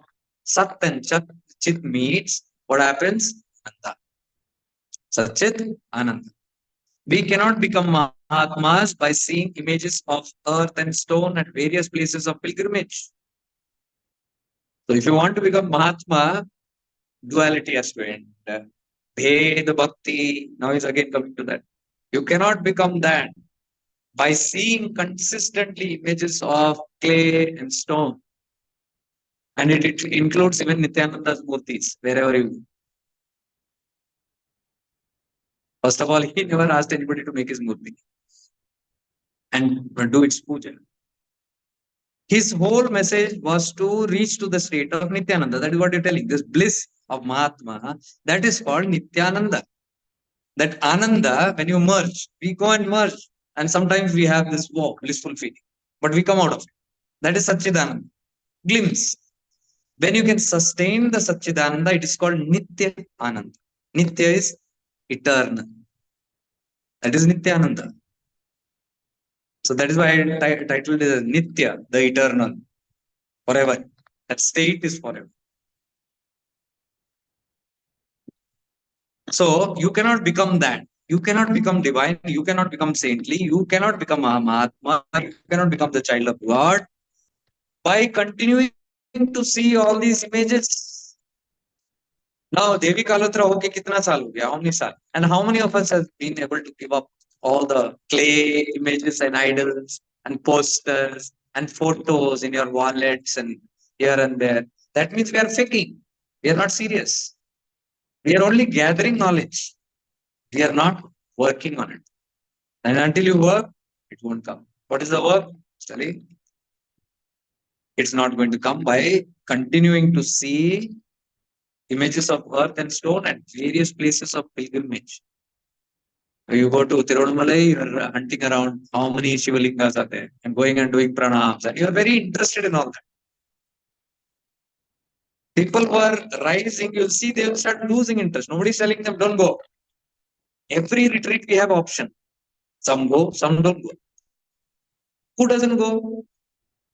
Those who are realizing this, those who are really walking the path, they will not feel the need to go. Those who are not walking the path, they will want to go. They're still stuck there. Dvait Bhakti. And all those people who go to visit those Shivalingas, those temples, become aware. Just become conscious. Weren't you a beggar there? Become aware and see. You must remember all those incidents where you went to this Shivalinga, that Shivalinga, this temple, that temple. Weren't you begging there? Give me this, give me that. Okay, na Shuru. So can we say that as bhakti? No, that is selfish bhakti.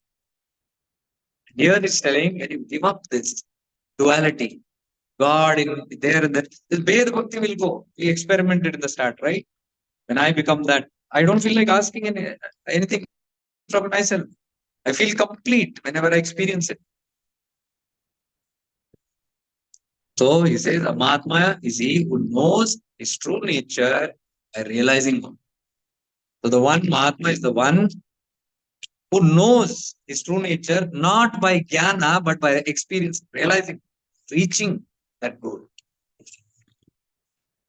And then he moves to 57. We move to 57. A man is in this world so long as he feels himself distinct from Paramatman. So now we are telling no, we're talking no Vishwasana, where so many things in this world, it's there and all that. I'm stuck in this world. Why? Why are we stuck in this world?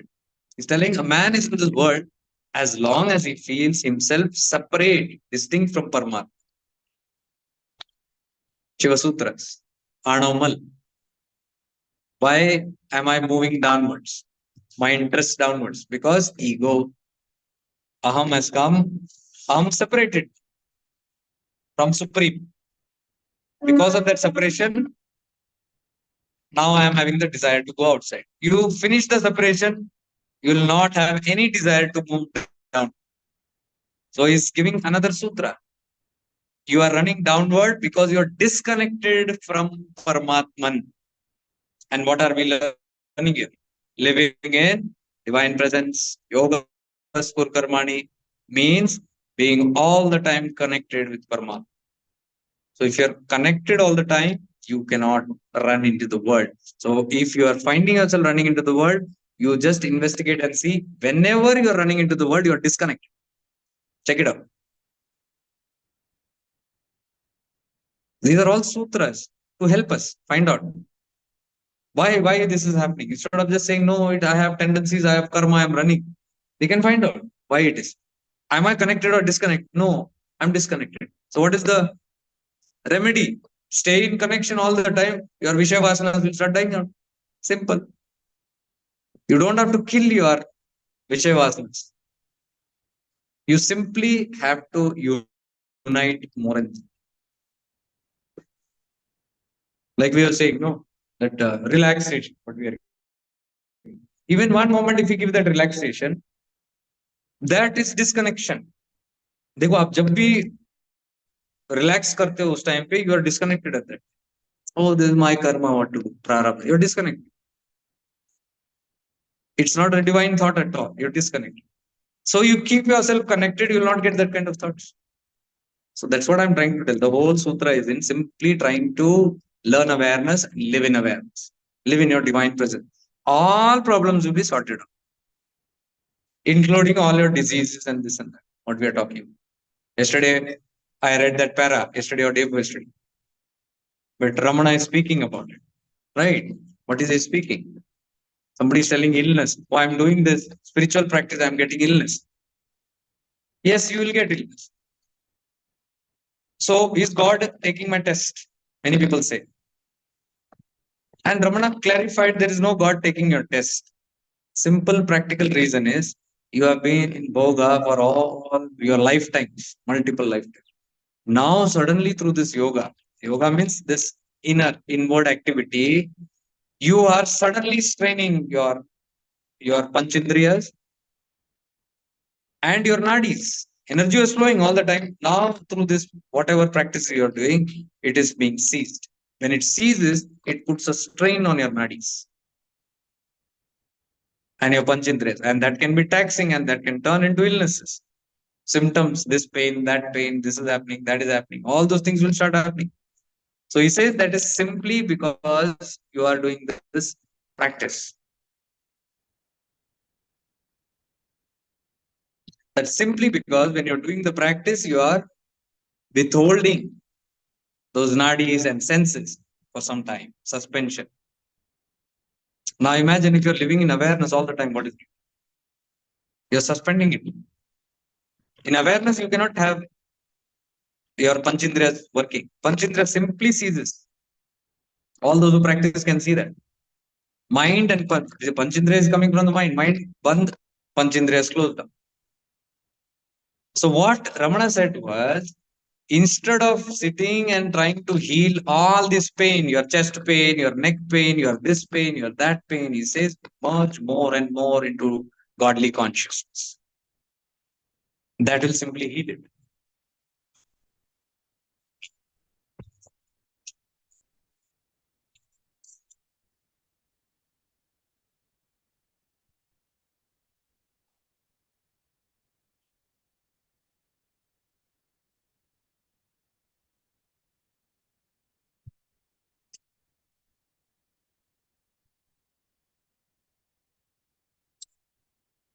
Okay. The same thing what he said that, and then he says,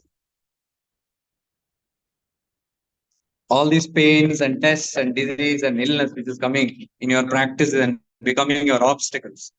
He's telling all these would go if you would but continue your meditation, bestowing your thought solely on understanding yourself or self realization.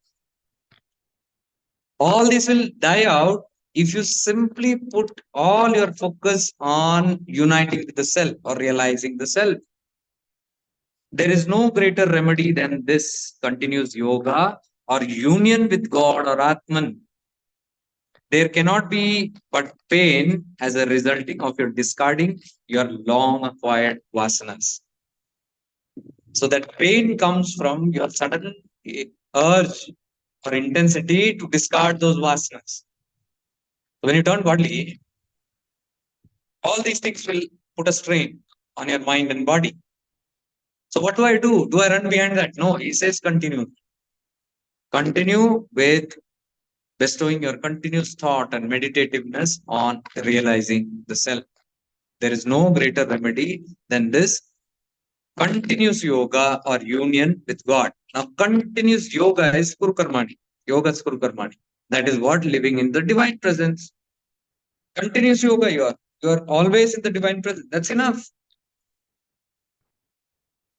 But we have not practiced it enough so that it becomes a living presence.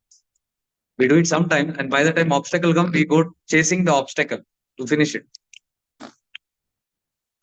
So then he asked again, devotee asked, Hatha Yoga practice are said to banish all the disease effectively, and therefore it has been advocated as necessary preliminaries to Jnana Yoga. He says, but everybody in the Hatha Yoga says that all this is needed. Hatha Yoga, all that. Yama, Niyam, Pranayam, this Kriya, that Kriya, all those things. Hatha Yoga practice are needed to remove all the illnesses. And therefore it is considered as a prerequisite to Jnana Yoga. And Bhagavan says, let those who advocate them use them. Let those who are teaching use it. It has not been the experience here. And he says, all diseases would be effectively annihilated by continuous self-inquiry. What about pranayama? Somebody asked. He says, I speak about it, but I'm not keenly talking about Puraka, Rechaka, Kumbhaka, and all those things. And we all know that mind and prana is linked. So control of mind and control of breath, all these are linked. But he says, this is like forcibly milking of a cow.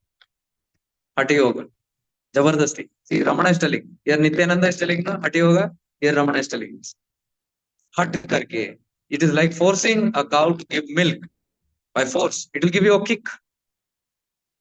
And the other option he says, Raju, the normal one, is like cajoling the cow by feeding it grass and caressing it by gently patting his back.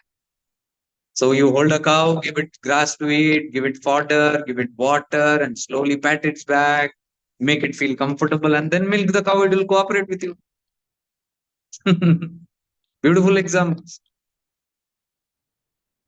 And then he's talking about Prabhulinga in this book. about Alam Prabhu and Gorakshna. So from that, I was motivated to go and search it from the internet and put that. Today, would I put a post from this only? So again, it came from Hatha Yoga. Here also is not advocating Hatha Yoga. അപ്പൊ എന്റെ കാര്യം മനസ്സിലായി. Pain നമ്മുടെ എല്ലാ pain എവിടെയും പോകേണ്ട ആവശ്യമില്ല.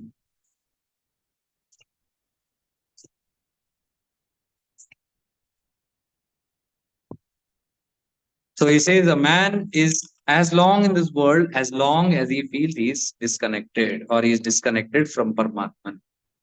As soon as he realizes oneness with Paramatma, he has attained the next world. So here he's talking continuously about two worlds. This world, that world. This world and the next world. So there are no two worlds. It is just a state of consciousness. One is Vishayavasana, the other is Sadvasana. One is worldliness and grossness, the other is divineness. One is duality, Dvaita, the other is Advaita, non-duality, oneness. One is diversity, one is oneness. So as soon as you realize your oneness with Paramatma, you have attained the next world. That's all. There's no much complication as to know. That's what we are talking here again. There's not like, you want to go towards self-realization. Oh, I have to work very hard. No, I'm sorry. You have to give up all that working hard. The doer has to die. You'll simply find the more deeper and higher you go, simply you have to drop the doing and the doer has to die. Your practices start dropping. Have you seen so many times the practice is simply dropping? So many of your practices now, because see this hint, now because you have interest, deep interest in Gyan Yoga, when did it come? Did it come before dropping the practice? No. Check it out. First, your practices are dying out. You're losing interest in that. And then something is replacing a new interest. That is this. So, two worlds, this world and that world. The body is like a cave for the Atman to dwell. This we did this practice in one of these sessions, I think inner child or what, I don't know. इसमें क्या था? नहीं, परसों ही किया था. Oh, Arunachala Tattva. We did it in Arunachala Tattva. We done it. Very powerful session that. Temple. परसों यानी वो जब भी. Last Arunachala Tattva, whoever did it, you saw how powerful it is. The healing and spontaneous releases that happens. Purification. Any of you said you want to do it as purification because you found one stroke so much purified. Yes. My mother wrote to me, she did it. And by the time I had to travel, the night message I got, thank you, son. Something heavy went out of me. I'm feeling so light. I slept like a log. Somebody started writing early morning. I couldn't wake up. It was so deep sleep. And some said, I am feeling light immediately when I did that. Some heaviness has gone. What is that heaviness? And what is that practice? That practice is Nirmal Man.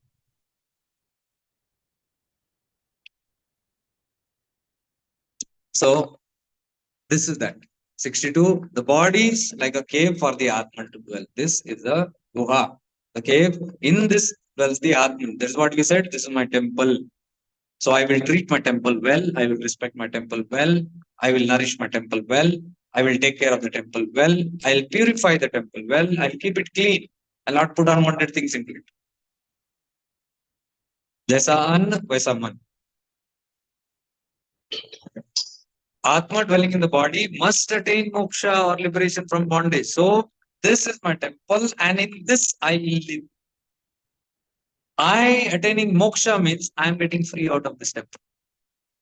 This temple is a bondage. I'm struggling in this home. See what happens when you want to unite with the Lord. You feel like you want to just move.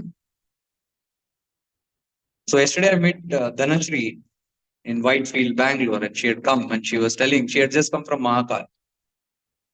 And she told of one experience when she's looking at the Mahakala, that puja is going on and the bhasma is putting there. Whole being radiated like, she doesn't want anything else but to be one with that. And the expression, what I just want this whole thing dissolve and become the bhasma on you. Powerful experiences. Those are all purifying experiences. And that is what we did in the last meditation, Arunachala Tattva. It bhasmifies all your astitva. The ego is simply bursted. It can be simply dissolved. And please understand, it's all about the ego only, the I which is there, the body consciousness. And my protectiveness. I keep protecting, defending, justifying. That I keep playing the game all around. This has to dissolve. So this is all there in our conditioning. Big points are all in our conditioning coming from many lifetimes. So he says, this Atma must attain moksha. See, that lady wanting to go and merge. What is that? It wants to leave the body. And everybody, even if you sit and try to practice, I want to merge with God, you will first want to leave the body. You will never say, I want to sit here and pull God in. Those who are attempting liberation, they will want to leave the body. That is the first thing that will come. As a subconscious stuff. So mukti is to be attained in this very life when the Atman is in the body. Now he's telling become a jivana mukta indirectly. Because when you attain freedom while you are in the body, that is called jivan mukta. Though the outward bodily parts are various, all is one in the invisible subtle. See, that is what the practice we do. We become aware of the brain, the chest, and heart, and lungs. We all all are pieces. So he says, outwardly body parts are various, but all is one in the one invisible subtle. The divine presence that can experience this diversity, that is one. Now, those who are seriously doing it, where is the difficulty? Tell me, when I am experiencing my heart, my lungs, my toes, my head, my eyes, everything as one experience. You go outwardly, where is the difference where I say, I am expanding outside and experiencing myself in everything oneness. Here internally, when I'm practicing my organs, I have one experience. When you go outside, Hindu, Muslim, Sikh, Parsi, Jain, this country, this path, that path, everything is one as your organs outside, your internal organs and their outside organs. Same presence here, same presence outside, only presence. Where is the difference? Where difficulty? You will have difficulty if you are cheating like this. That's what I'm saying. Practice from here first. Get the grip of oneness of this. Then you can project it outside. When Jivatman is realized, duality will disappear. We are talking about duality, remember? Problem is duality. How to dissolve it? It's telling Jivatman is realized, duality will. And these are the practices. Divine presence is the most powerful to dissolve duality. The whole universe will become one. Om is Pranava. Om is bodiless, formless. Energy of Om, when in action, is called Pranava. Okay, this is all poetic form of the same thing, that everything is one.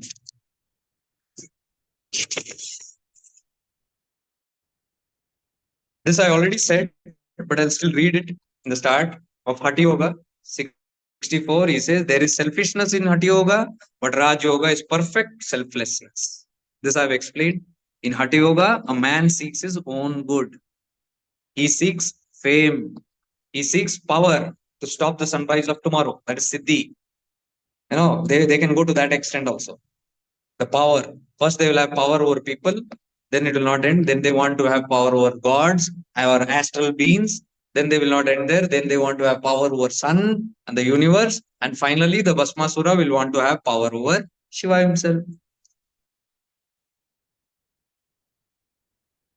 He seeks to transform a mountain of earth to gold.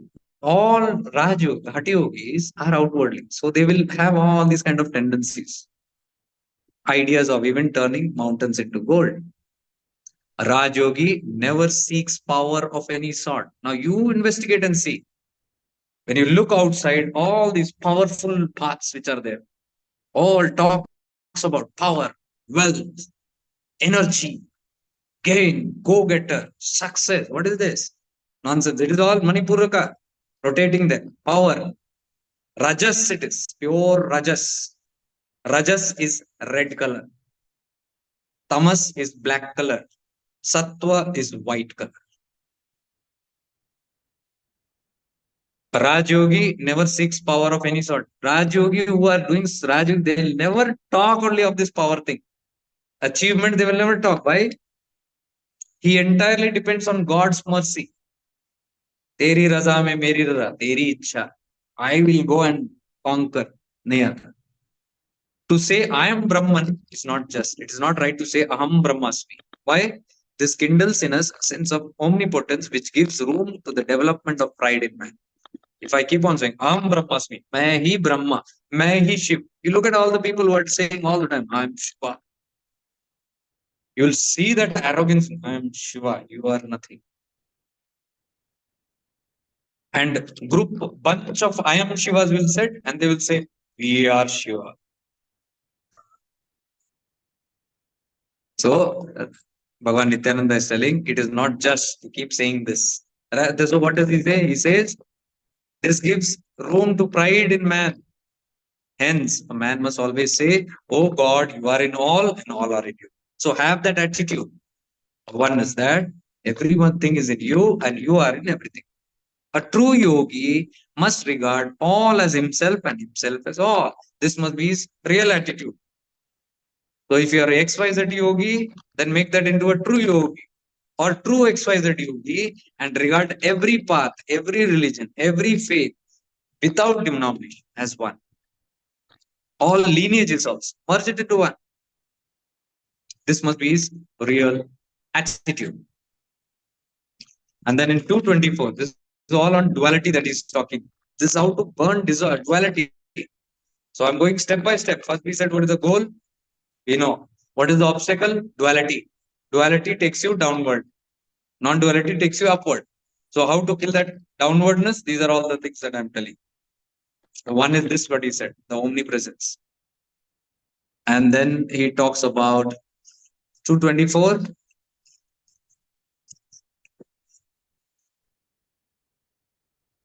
Now he's talking about this aham. Why? Which is creating the whole problem. The selfishness. I. This we have already talked. Ramana is simply talking about that one. Kill the ego. That separateness. Why the separateness comes? Simple ego. Why I feel special? We feel so special? Because of ego. So he says, 224, oh beggar, burn the delusion of the mind in the fire of yoga. This delusion. I am separate, I am great. We are separate, we are great. Burn this delusion of beggar he says, in the fire of yoga. Those who have not realized the Brahman do not know this truth. Until you have realized, we will not know this truth. Brahman is the only truth. Without the realization of the supreme truth, one cannot experience real joy. Egoistic tendencies of the mind are not destroyed without the realization of the self. So it's very important that we move more and more towards the self. Sadhvasana. Like exactly Ramana says. Move there, abide in the self again and again. Your egoistic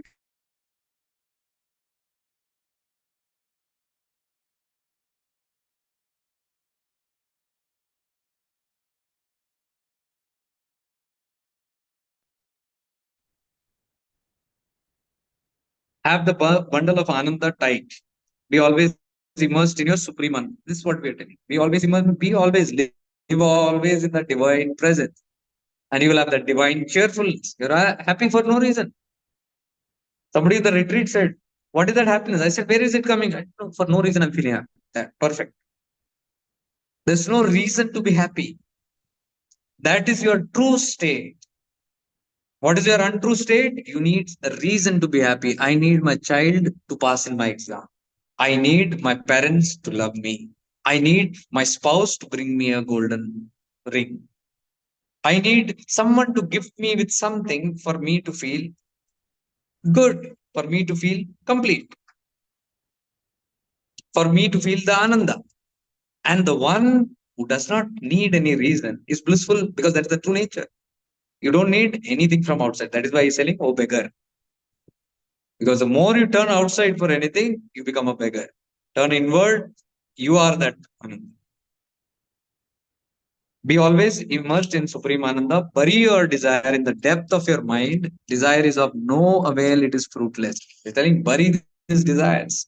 It's of no use, it is fruitless. It simply gives you, ah, just with that fulfillment you'll have. Think about all your habits and passions and addictions. Doesn't it give every single time, this time, I'll get that happiness? And when you finish that, what happens? After sometimes you want it again. So that is why he's telling it is of no avail, it is fruitless, it is simply a hallucination. Get over it. Destroy desire internally by merging the mind in the Atman. Mano Nasha. See, he's talking about Mano Nasha. Nityananda. Desire, destroy it internally by simply merging the mind into the Atman. How to merge the mind into Atman? You might do the course Chidakasha Gita, or you might do Who Am I of Ramana. You'll see the Manonasha process is almost the same. Approach is different, but the goal is the same, to destroy the mind or the ego, the I. Okay, so that's he's telling, to attain the goal, you have to rise above duality. Duality is your biggest challenge. Now, why do I get this duality? One of the major obstacle. Why am I pulled downward into samsaras? That is your Vishayavasanas.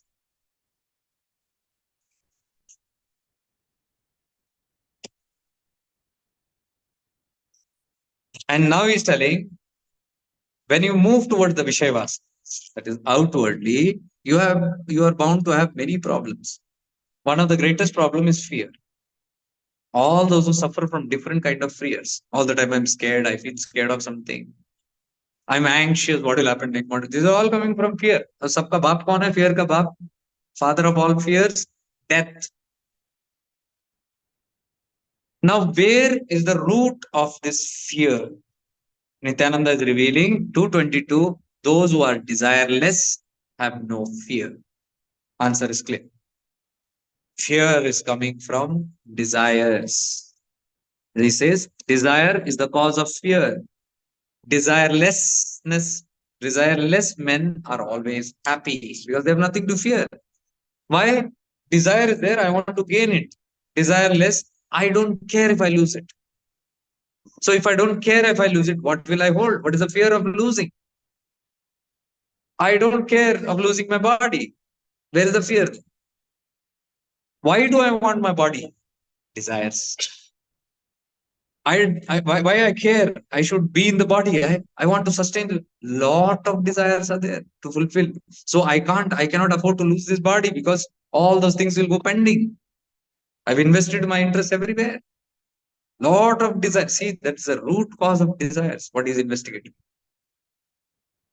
So if desires increase, it will keep you fixed everywhere. It will keep you invested everywhere, including the ego. The ego also wants to be invested. Ego will not lose. Body also wants to be there. So fear of loss of ego, fear of loss of body. You can see even the fear of loss of ego. Those who even do this practice are having major challenges. Suddenly you will want to run. So many people run from the retreats. बैठे बैठे उठ के भागते. What happens if I don't know what, I don't know, something very uncomfortable. Ego, death of ego. I fear the death of ego. I don't want the ego to die. I better run. Then it being destroyed by the fire of that wisdom. So desireless men always enjoy the supreme bliss of God. You look at all the saints, you look at all the mystics, fearless. Man does not achieve greatness by possessing material prosperity. Very, very clear. उसमें कोई great बड़ा 30 mark का होके कुछ नहीं है. And you attain success, you attain rewards and awards and titles. टंगा उसको अपने घर में. A man is great by the power of discrimination. This is what makes a man great. Your power of discrimination, because you can see all this stupid nonsense. A person who doesn't have discrimination, viveka, will be stuck in all these things and still call it great. Somebody had told me once in the path, Jacob ji, I'm so fortunate to have you just besides me. Please be with me. I said, why? Hey, sometimes the ego can come up. So if you are there always watching, you can tell me about. I said, किसी और को ढूंढो, salary दे के ego का रखवाला. Instead of hiring somebody else's awareness, activate your own awareness. Why is that got into dogs? Why do you need people to have awareness? That's a laziness. A man is great by the power of discrimination. So this is your gain. कुछ भी अगर struggle करना है, हासिल करना है, इसको हासिल करो, विवेक को, सब हासिल हो जाएगा. Possession of wealth, land, hillocks, big mansions, diamonds, necklace, diamond earrings, finger rings, these do not make a man great. And I can see people boasting about the real estate and how much property and how much wealth and how much this and that. It's not measured by that. Even if Pariah, if he has power of discrimination, is great. Even if an untouchable, a person in the gutter, a bhikari, a dirty man moving on the road, if he has the power of description, he says discrimination. Nityananda says he is great. A Brahmin who has a power of a Brahmin is he who has the power of discrimination. So these untouchables are not the great ones, or they are not. You don't decide who's a Brahmin or an untouchable by their external appearances. Who has power of discrimination is a Brahmin, he says. Possession of heap of gold does not make a man great. Now you know why I'm telling about your lockets. So you possess more of all this gold and even demonstrate it. That doesn't make you great. But that keeps you feeling you're great. Greatness must be primarily of the soul and not of the body. So this bodily displays, body and its ornaments, body and its skills, ये display बंद कर दो. The greatness is acquainted to the soul and not to this body. Today what we saw Gorakshnathji's story. A man who has realized his Atman is the greatest of men. That's all, period. Avadut message, the message of the mystics. That's your greatness, nothing else. So we are talking here about the Vishaya Vasanas, why it catches and how to get rid of it. 105. I am only taking the most essential Sara here. 105 he says, do not be immersed in materialistic life. The materialistic life can offer happiness, which is only temporary. So this hallucination is what keeps us going. There's no problem if it was permanent. It is not permanent. You gain it, you lose it. You gain it, you lose it. And when is it going to end? The moment you lose it, you want to regain it. The moment you regain it, you want to sustain it. The moment you sustain it, you don't want to lose it. And a man lives in misery. So he is telling, do not be immersed in material life. This is all temporary. The happiness that it offers is all temporary. At some point, leave this worldly life, that is a forest life, and enter into the path of godliness. Now, leave this forest path is telling, worldly life. Leave doesn't mean physically leave. Your tendency, your wrong ideas that sukha is in that, leave those tendencies. You can be in the world and still be a sannyasi. Detach. With any uniform you wear, you don't need colorful dresses to prove it to others. By the way, wo proof bhi fayda nahi. One step upward, 104 is saying, do not pose yourself to be greater man than what you actually are. All this vastra, abhushan is all pretending to be something else. Be pure both inside and outside. Let there be no difference in what you say and what you do. Practice what you preach, not something on the stage one and one behind the stage something else. Let them be one. What is front and back end? Say what you do and do what you say. Message.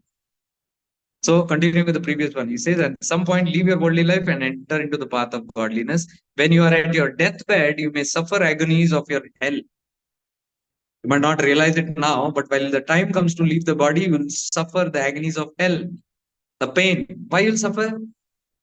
Because all your attachments, you've never practiced godliness or detachment.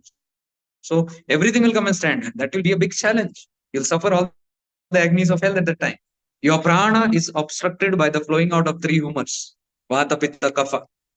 So your prana gets obstructed by these three doshas. Practice yoga, which makes the body to be free from humors.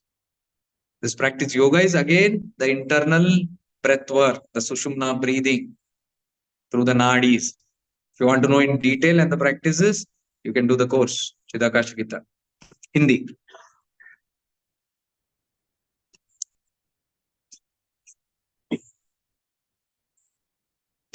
So again, Vishayavasanas, what is keeping us tied up?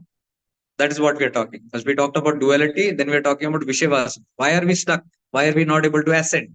These are all tips I am giving from that sutras. So again, here you can see he's again telling about Hari, 118. Hari is no Lord, Shiva is the Lord. Why? What is called Hari is delusion or Maya. So the worship of Hari means Maya. Because what is the objective of these three tattvas? Brahma is creation, Vishnu is sustenance, Shiva is annihilation or sanghar. So here he's talking about sanghar. Previous verse we talked about it. Srishti Chakra, Sanghar Chakra. Shiva is Sanghar Chakra. He destroys. You can see the people who are listening to these satsangs and acting on it. Your third eye fire of wisdom will burn. This is your Sanghar. All these misconceptions will burn. And that is how the Shivatva starts working. So he says worship Shiva, not Hari. Hari is Srishti Chakra. Sustenance, maintenance, Maya, delusion, he said. We must not be fooled by the shadow, by the Hari Tattva. It looks very godly or liberating. He's saying it's a shadow. Don't get fooled by that shadow or reflection. So to distinguish between the subtle and the gross is delusion. This delusion is caused by the subtle and gross are the same. So subtle and gross, sukshma and stula. When you're deluded, when you have no power of discrimination, you get deluded. You don't know what is real, you don't know what is unreal. You don't know what is gross, you don't know what is subtle. You don't know what is Hari, you don't know what is Shiva. When your intellect is not working, this delusion is caused by the gross. Caused by the gross is multitudinous. To say that this is different from that itself is Maya and is caused by.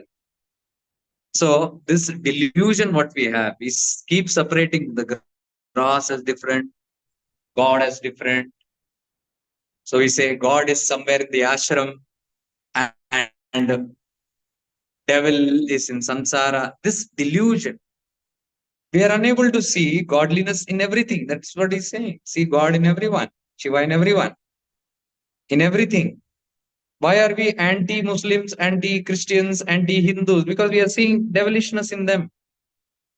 We cannot see by reflections. So he's saying, don't be fooled by reflection. They are all only reflections. And it appears that this is different from that. And that is what is called as Maya, he says, which is caused by the mind. So he's telling the obstacle why Vishayavasanas and duality. It's caused by the mind, by this delusion. What is the delusion? This is different, that is different. We are different, they are different. This lineage is different, that lineage. This religion different, that religion different. This wisdom different, that different. He says, look into the heart and realize the delusion called eternal joy. So, delusion, if you want, go inside and see this eternal joy. Eternal joy, Nitya Ananda. He's telling, find it within. See the eternal soul in the heart. You must say only what you experience. Transparency is saying. Don't think one thing and say one thing. Don't mean one thing and say one thing. Whatever is inside, you speak it out. You must not speak from hearsay. यहाँ वहाँ की अनसुनी बातें. You heard it from there. They said, I'm not sure. I heard. What is in your experience only you must talk. That is why you can say every time we talk about experiences here, I give multitude of experience with everything that's coming here because that is my conviction. I know it is true from my experience. What is hearsay is not ananta. What has repeatedly come to your experience is ananta. Okay. So here the point that I wanted to focus is Hari Tattva. So you can be deluded and say God is in everything. People are there, God is in there. God is in that also. Why should I leave? Somebody was telling yesterday, non-veg. But that's okay. Yeah?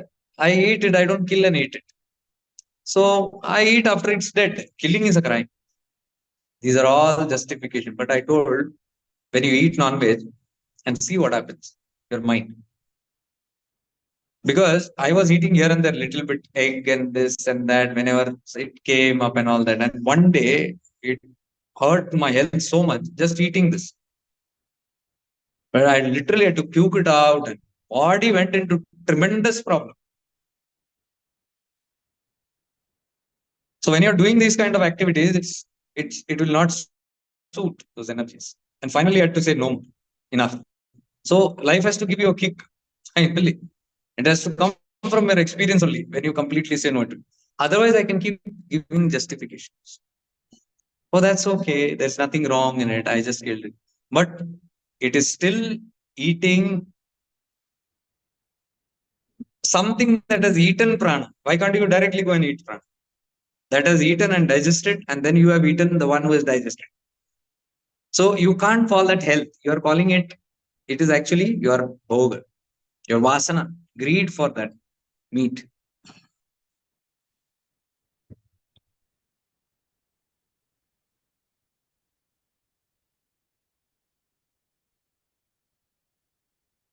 So here he's talking, just be careful about this Hari Tattva. Now, one thing you can see, I always tell, going to Tirunamalai is one thing and going to Tirupati is one thing. And there is only 3 hours different from here. You come to south, you go upward, Tirupati is just 3.5 hours. Hardly anybody wants to. There is no icha for people from here to go there because tattvas are different. You know who goes to Tirupati?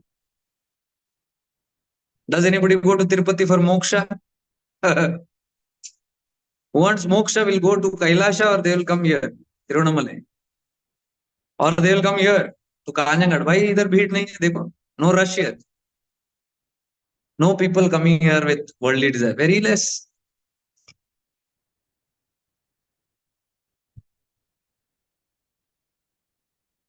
So 236.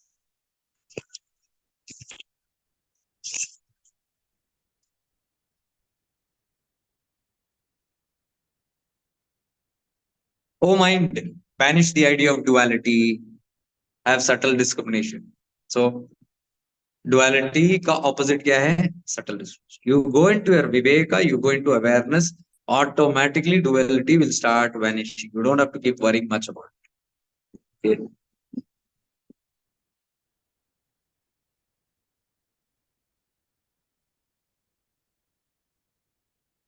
Can you please share the power of a discrimination? Couple of examples. Oneness and yet have discrimination sometimes confusing.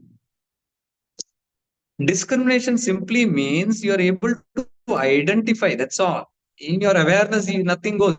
See, because I'm able to identify the hoaxness in even in your most divine concepts only, that is the power of discrimination. You can discriminate, which otherwise looks beautiful. It looks very beautiful. You look at a person, he or she is very beautiful. Face is very beautiful. Features are very beautiful. But if you don't have discrimination, you cannot see the features. You cannot see the nature and characteristics and attitudes that are hidden in that. So you will fall for that love. You will fall for that beauty. But those who have discrimination can see the beauty and appreciate the beauty, but yet be wary of it. Are you getting it now?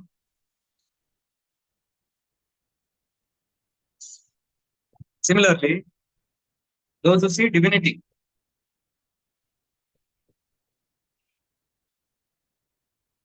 Those who see divinity, they are seeing divinity. Nityananda, they are seeing Nityananda ashrams, they are seeing Guru Tattva, they are seeing Arunachala, all those things, divine, divine. But if you just be divine, divine, if you are only seeing that, and if you don't have power of discrimination, you will be exploited, guaranteed. That is what is meaning. So you see oneness, you see divinity, and that's all that you see. But you can't see the thin plus and minuses in that. So you go to Arunachal. Last time we were there. We were going there. And then some few guys came. And there were some ladies, elderly ladies. And they came and tried to help them. And I'm good, genuinely trying to help them. But I know why they're trying to help. They're trying to extort money out of them.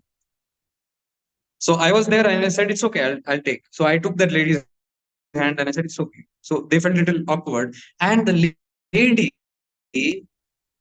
also told me, oh, he was just trying to help, my dear. And he helped me. I said, I know. I know that's what you see. I can see little more.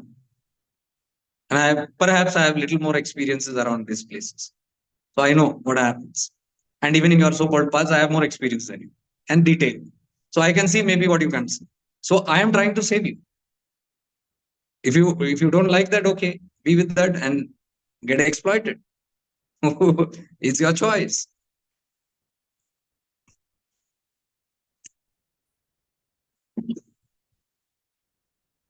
So he says, abandoning the idea of duality, think that the visible universe is all Shiva the spotless. So that comes first with living in divine presence, and then when you master that, then you see same divine presence in everybody. That's all. I first identify the Shiva in me and I experience it, and I experience it in everybody, wherever I go. So that is the translation of this. Seeing Shiva. Just seeing, thinking it is not going to help. You have to feel it, experience it. There is no disguise. Have everything within you. Faith is permanent in man. Let faith be steady and ever growing. Discover the truth by the means of subtle discrimination. You can see again and again he's talking only about subtle, because you can never get to the refined truth. You will be stuck in what you know. There are three types of truth. When you are me and sitting, okay? Let's say you and me are sitting and having a conversation. You will talk about your truth. I will talk about my truth. But there is a third truth, the actual truth. What you see is your truth. What I see is my truth. But what really exists is the truth. Now, whoever can see that truth, that's it. So that's why he says, discover the truth by means of subtle discrimination. That which is related to subtle discrimination is eternal, nitya, shashvat. Then 187.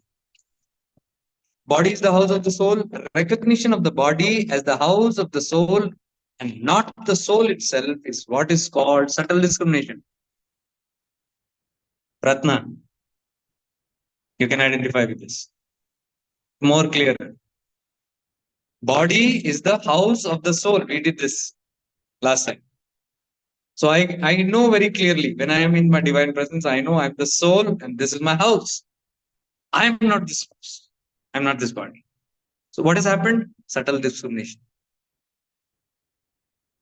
Recognition of the body as the house of the soul and not the soul itself is called subtle discrimination. What Gorakshnath felt, this is eternal. Identifying the body as the self. And Allama Prabhu said, no, this is different. This will fall. The one experience this, who experiences this is the real one. That is what we have been doing for so long. The one experiencing, and then if you see all the time when we do those practices, just after getting in, I will remind you. Become aware of this, and the presence. Who's the one who's peeping through the eyes and all? And suddenly I will tell you, I am not the body. I am this subtle presence. I am not this body. I am this doing. So you'll separate. That separation which you're feeling in experience is called subtle discrimination. So everything. What did I say? Seeing the real, what is real and unreal. in anything outside of you. Subtle discrimination. Seeing it within me also. What is real? Atman. What is unreal? Body. Subtle discrimination.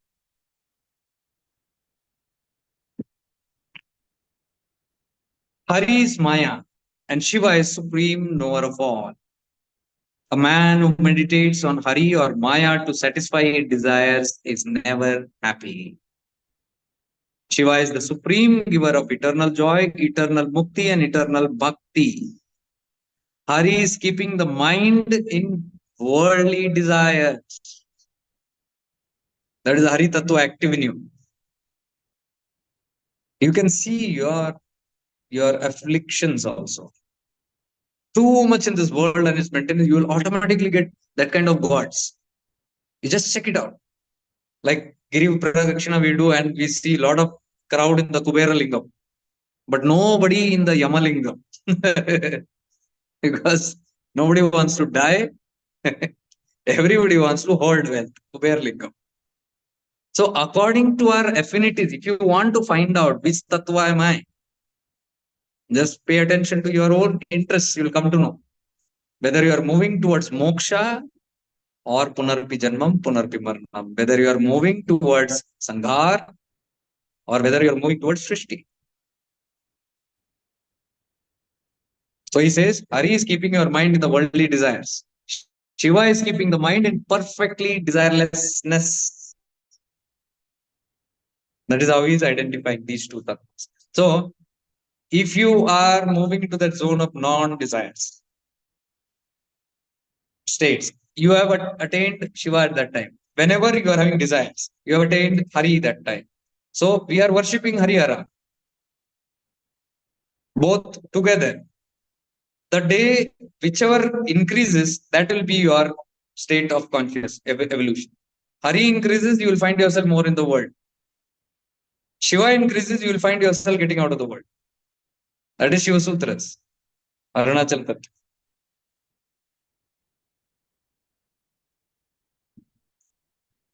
So he's telling the more you have desires is a problem. So now he's talking a little bit on desirelessness. These are all sutras to self-realization. There is nothing more to do. 66. Tapas performed with desire for fruits is of no use whatsoever, even though we perform it for 1,000 years. Now observe very carefully where you have been going wrong. All your so-called tapas has a desire in it. Every intent that you're sitting with, any intent that you're sitting with, I am wanting something out of my meditation. Check it out right now, become aware. Or just ask, why am I doing sadhana? Why am I doing japa? Why am I doing tapa? Just go to the depth and be very sincere and honest. Be aware of it.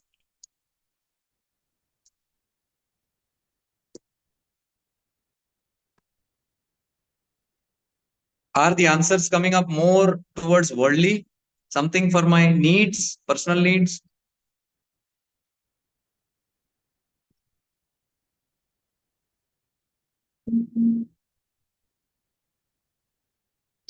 So, do you find yourself, I am doing this for a purpose?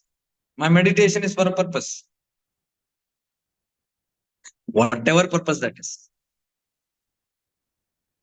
Even let's say for self-realization.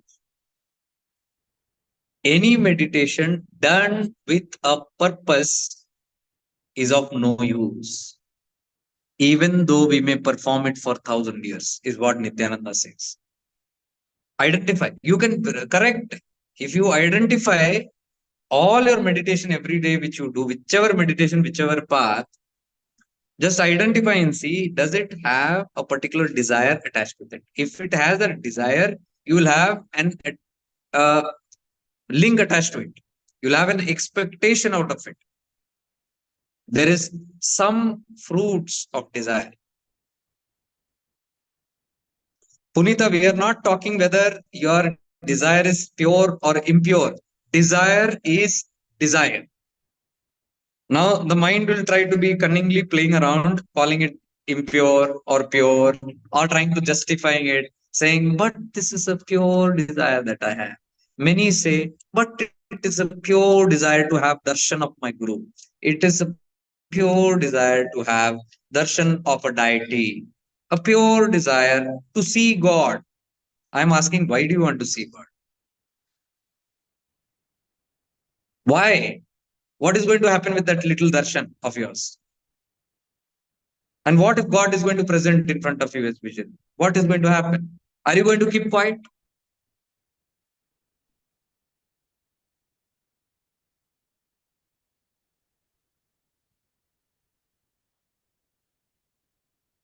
Figure it out.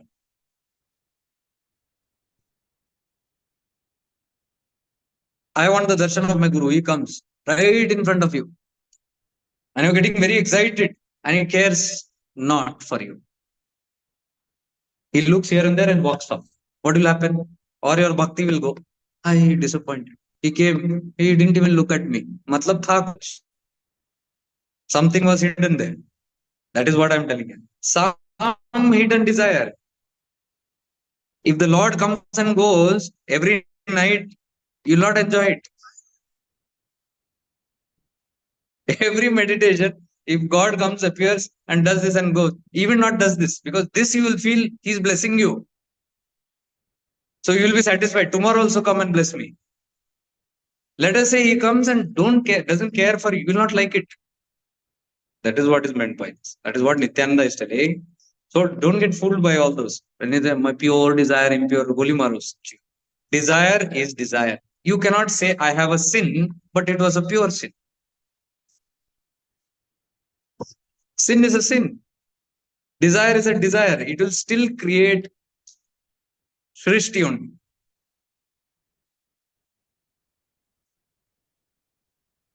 I'm just telling what is the reason for your doing every meditation.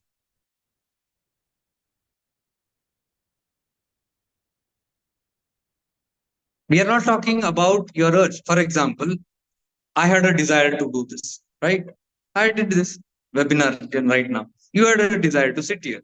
Some people had the desire to come here. That was a desire, good desire or whatever. That was a desire. But I'm not talking about that. I'm talking your practices, your tapas. When you sit for your meditation, you have a desire to ascend. Good. That is why you are practicing all this. Though that desire will be the catapult, inspiration. But after that inspiration, when you get the tools in hand, are you fixing expectations out of those? That is what Krishna is trying to tell. Claim not the fruits. Yeah, just to be. Just be. And what has come your way, you do it. When you don't claim or expect for the fruits, it will come to you.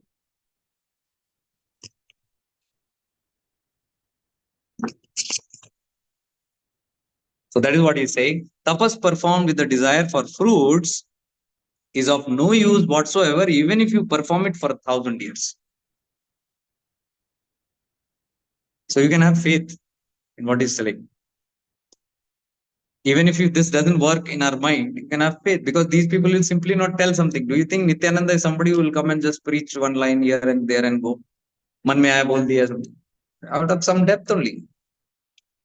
He is simply telling you attach a desire, it will not function even for 1,000 years. So if you have been doing it, what I'm trying to tell you is remove that desire and do it.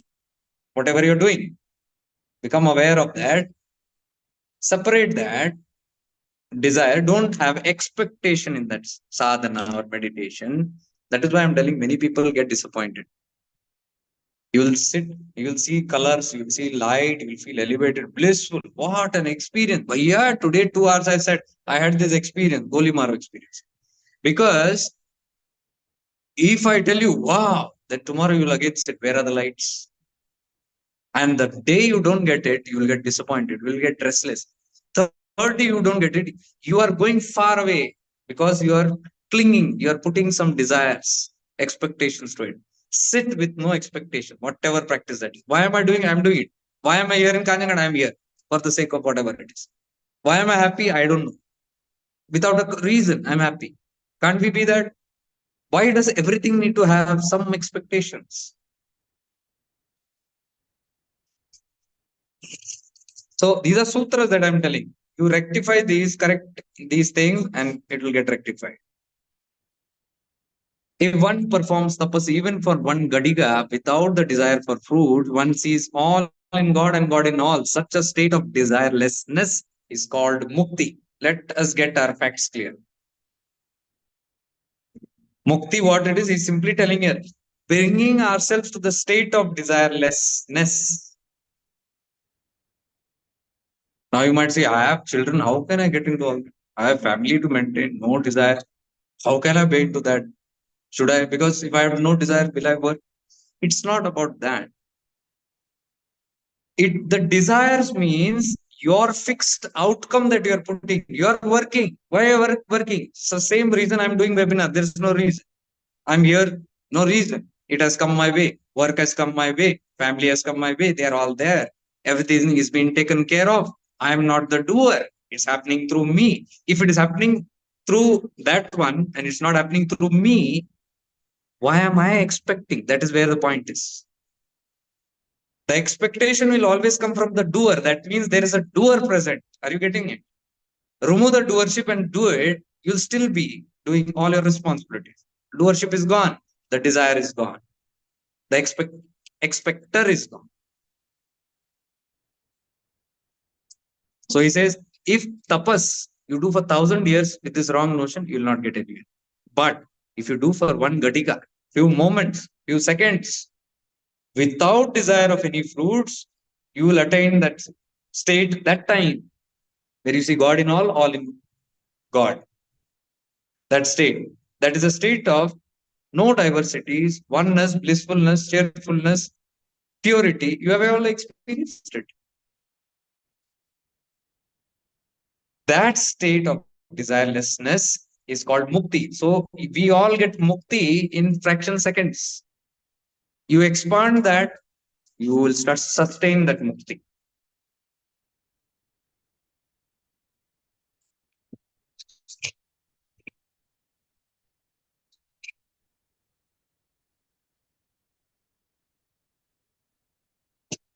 '89, he says there are various kind of desirelessness. When a man sees a dead body being burnt, this is what I told, he realizes the futility of human body, which will one day be reduced. So seeing a dead body, you can get that Smashan Vairag. He says this is temporary desirelessness. The desirelessness which one, what is the correct one?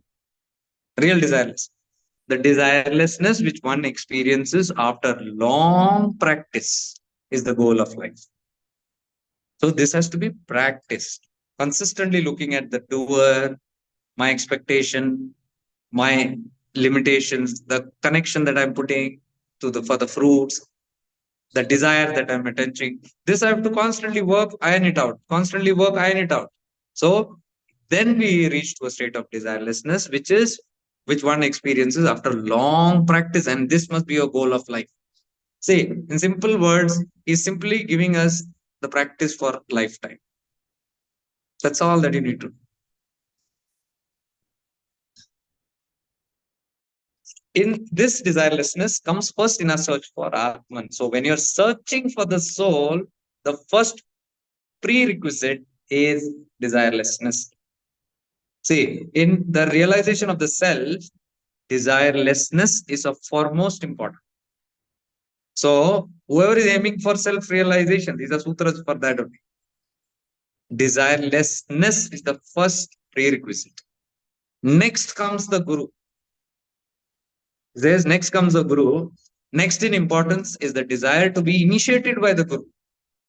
So I want self-realization. First deep expectation and need must be the desire to be desireless. That is the first prerequisite for self-realization. Next is all your desire. Oh, Guru, come and initiate me. Where will I find a Guru? To get initiation into for self-realization. Before that, he says, you must have the desire to become desireless.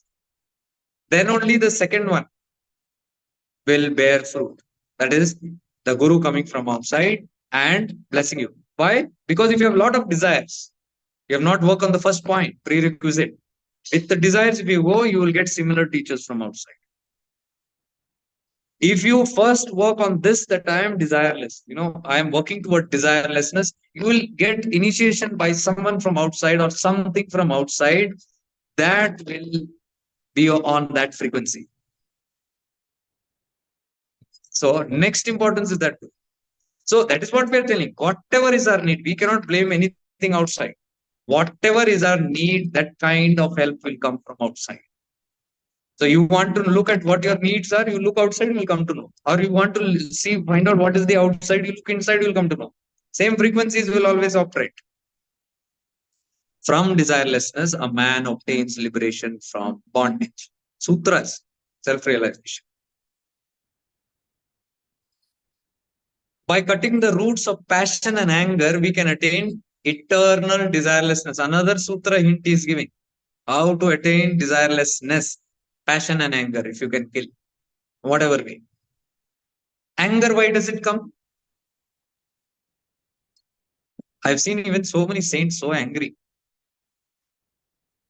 Very angry they get. Why?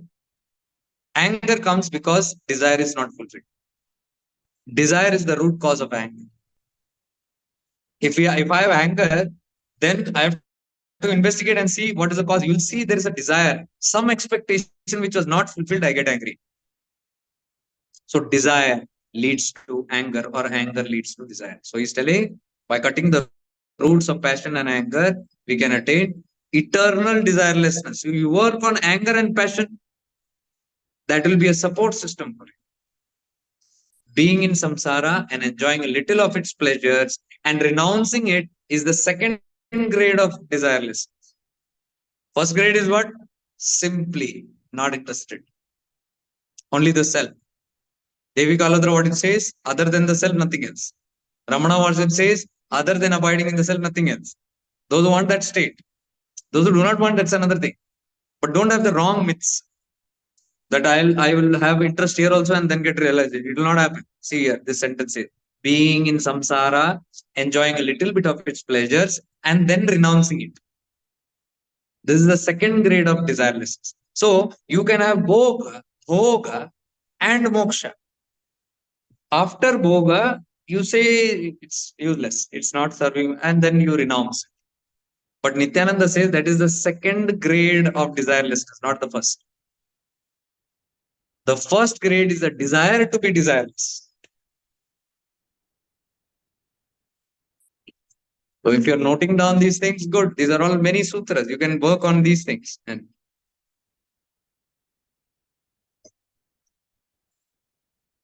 I got it. I got answers of questions. So it's 6. Take a little more minutes.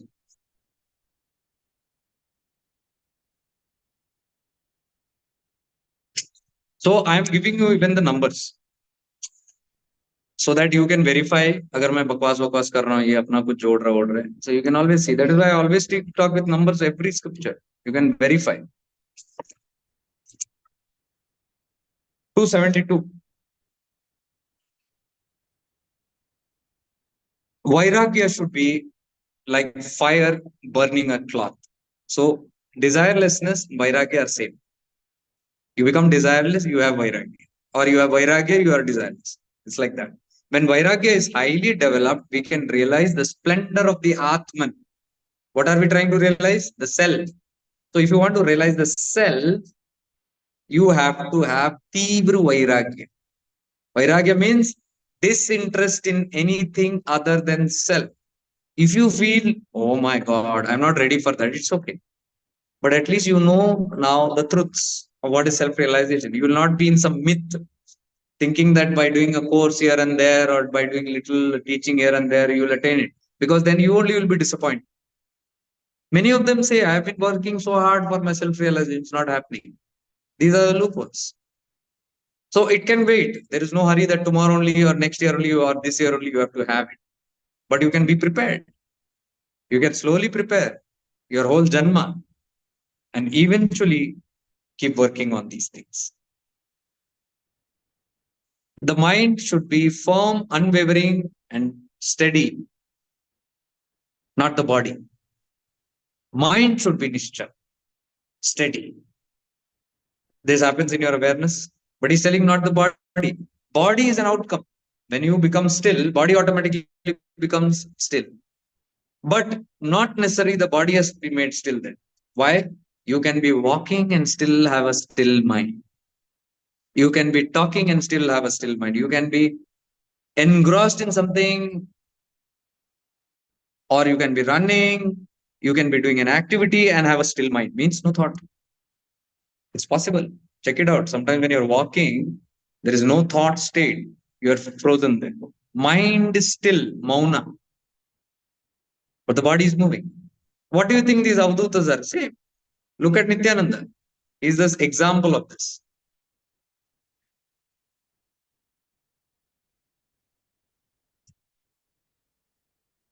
So for that, he says, mind must be purified. Without purifying the mind, samadhi cannot be attained.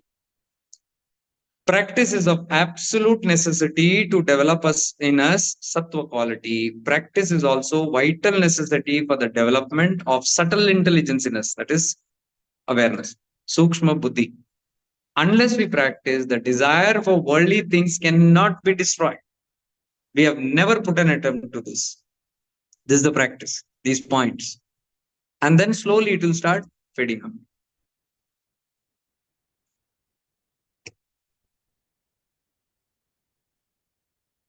Okay.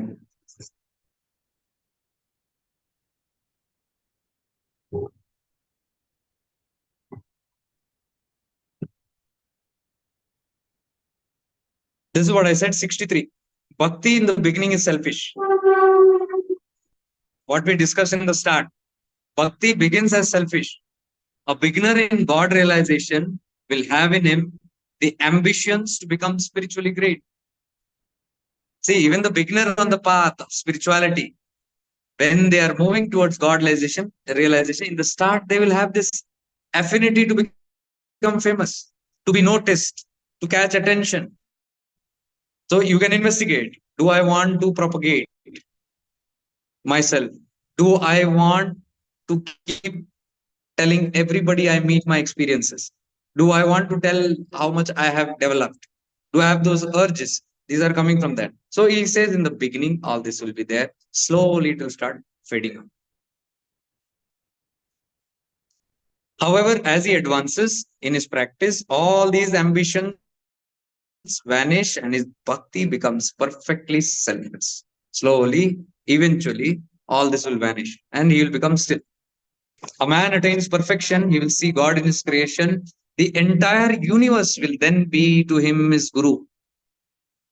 Now, when a person attains perfection, he will see God in everything, and obviously, he is going to see his guru in everything. Not only in that body, in that chitra, in that teaching, in that community, in that path, in that cult. He will see the Guru Tattva everywhere. He will see his Guru functioning everywhere. Then he is not conditioned by his ideology. No, my Guru looks like this. It has to be like this. No. So, anyways, that is a state of perfection. When you go to that level, you will understand. 64, he says there is selfishness in Hatha Yoga, but Raj Yoga is perfectly selfless. In Hatha Yoga, a man seeks his own good. I think we have done this.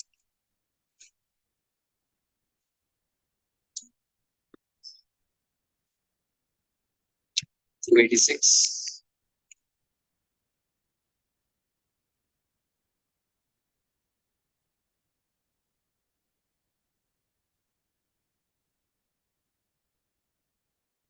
Two 86 is the last one, though it's not the last of this, what I'm trying to tell you. But the last 286 is the last verse of Chidakasha Gita, where he ends with desireless bhakti. Once you attain that, first is Swartha Bhakti, desire bhakti for self. But once it turns into para bhakti, desireless bhakti, that is not for enjoyment of worldly happiness. So you can see many of us use these things for worldly happiness. My guru, I remember once he told, when I had problem, he said, your problems should not be healed by your tapo shakti. Whatever Shakti you gather through your practices, you don't sit there to cure and find remedies for your worldly problems. That's very confusing, right? Same it is. You don't use it for your worldly enjoyment, not for your worldly problems to solve it. Because this Tapo Shakti is for your ascension, not for maintenance. Are you getting it? How do I maintain that? There are many ways. Drishtaba. Everything is happening in its own way. Teri raza mein meri raza. Jo Shiva kiya. Jis vidhi rakhe, us vidhi rahi. Everything is fine. It's coming. It will come. It will come and it will go. I need not put all my attention and energy and all my tapasya into this. Because if I do, I will lose all my tapasya in solving worldly issues. This you must have heard for the first time. But yes, it is true. And he says, it should not be used for enjoyment of worldly happiness. This desireless bhakti is called para bhakti, which is not related to nature. It has nothing to do with Srishti nature. It is beyond the laws of nature. This bhakti is not for getting rid of worldly difficulties. There is no relation whatsoever between this bhakti and worldly sufferings. So what does it say? Nityananda, I am in bhakti, I love you. My Gurudeva, Arunachala, all bhakti. So I go there, I practice these. All these things I'm doing. Find out for what? If it is to solve some of your worldly problems, it is not, first of all, desireless bhakti. So find out why you are going to these places. And if you are going in the name of even pure love, but you want something out of it, it's the wrong way. So he says bhakti is not for getting rid of worldly difficulty. First of all, he says it has no relationship between your bhakti and this worldly problem. कोई link नहीं है. लेना देना ही नहीं. Your bhakti is for your ascension. And worldly stuff is your own creation. Your desires have brought you into that trouble. Your bhakti is to get you out of that trouble by getting you more of sadvasanas, not to sit sorting it out. So whenever you feel this urge, oh, I am in deep connection with my ascended masters, or this is a very powerful place. I have problem. Let me go to solve my problem. You can think twice if you are mature enough. No one should shrink back from this path of bhakti. One should only proceed in it, like the big lizard in the fort, which embraces the wall and never leaves it. So, desireless bhakti should be very firmly embraced in our heart lotus.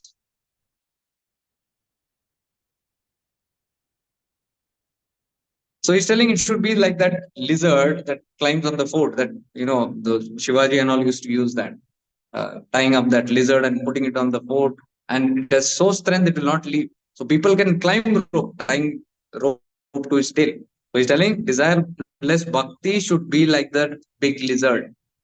It it should never lose its grip. Means yourself, your Atman, your consciousness, your tattva, it should hold on like that lizard, unwavering and detaching from that and coming down to sort out this worldly stuff.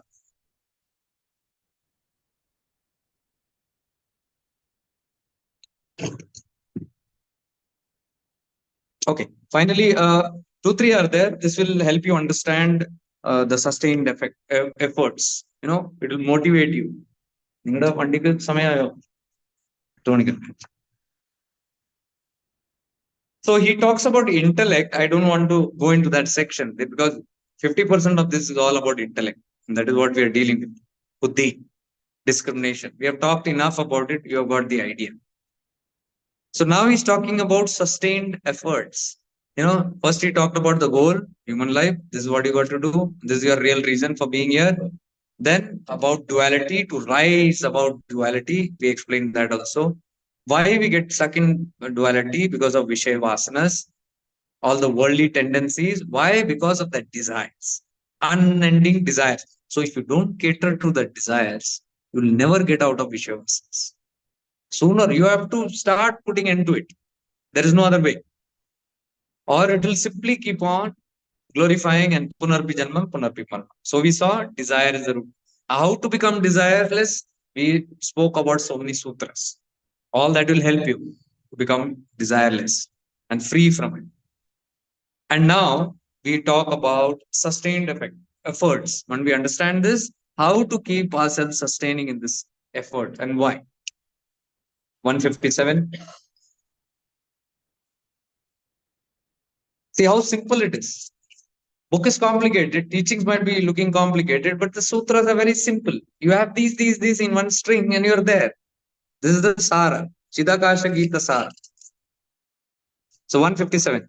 All men do not attain moksha at the same time, just as all fruits in a mango tree do not ripen at the same time. So there is no point banging my head and say everybody is happening or it's not happening with me. Why am I behind? No comparison. He simply says all men do not attain moksha at one time. So a man in the beginning is full of desires, and eventually he realizes his folly, and then he will be sweet like a ripened mango. Sahaj pakeso meetha. In the start, he's full of desires, so it's okay to have desires. He's not telling it's a sin, but eventually he realizes his folly. He realizes the mistake where it is, and slowly he'll start cultivating himself. And slowly, like the mango ripening itself, he also will become ripe, but not all at once. So, what he's trying to tell here is don't compare. Don't be impatient. That is why Saburi. It will happen. What we need to do right now is just take care of what we can do right now. That's all. You don't have to worry about when, how, where, why, what. So he says a man must cultivate supreme peace in him. Cultivate that supreme peace, this peace. You can do it through this practice of awareness. You can see this will all simply cater to your needs. Shifting into awareness, whatever practice we are doing, you can see it's already catering to all these needs. You can cultivate that peace by neutrality, detachment, living in your presence, feeling I'm not the body, I'm not the ego, I'm not the body. I'm the one in it. Cultivate that more and more. When you're living more in that, desires will automatically start ceasing. You're abiding in yourself more and more. So slowly you can see this practice itself can simply get out and get you through all these sutras very easily.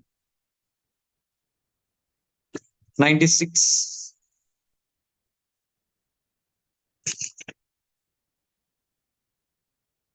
Depending on the intensity of the bhakti, one attains mukti.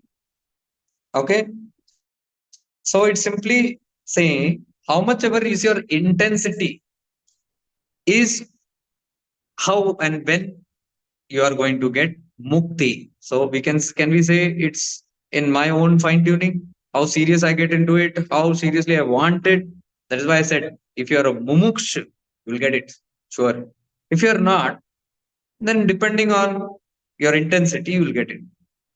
If the intensity of our effort is high to get good salary, then one gets a good salary. So if you have that intensity, I want a higher salary job, get it. Why? You are ready to pay the price. Effort also is that much.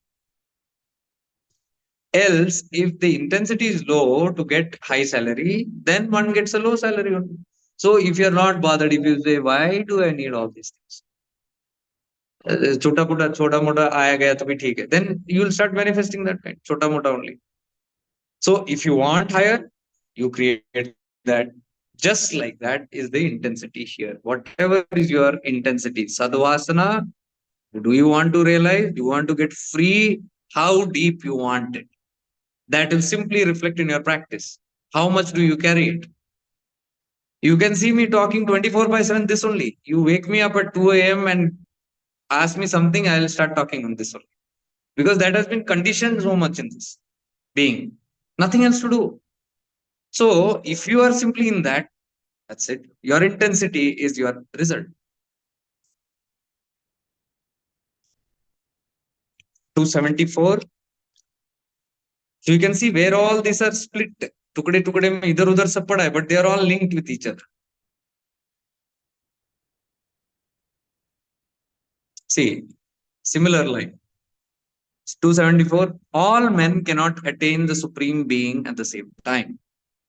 Likewise, just like not all men can be millionaires at the same time. So true. Just like all cannot be Arabpatis or Karodpatis, similarly, all cannot be realized at the same time. In this world, all men will attain the supreme being at one time or the other. So that's an assurance. Some or the other time, it is surely going to happen. Everybody will attain it. There is no doubt about it. You might play the game little more, but you are sure to attain it sooner or later. The difference is only time. It's only a matter of time. There is plenty of water in the sea, but the quantity of water one fetches is proportionate to the size of the vessel one takes to fetch water. Water abundant, universe abundant, infinitely abundant, everything is there, but it all depends on your container. So, do you sit with Chidakasha Gita with a spoon? You get spoonful. You sit with a tumbler, you get that. You sit with a bucket, you get that. You sit with a tanker, you get that.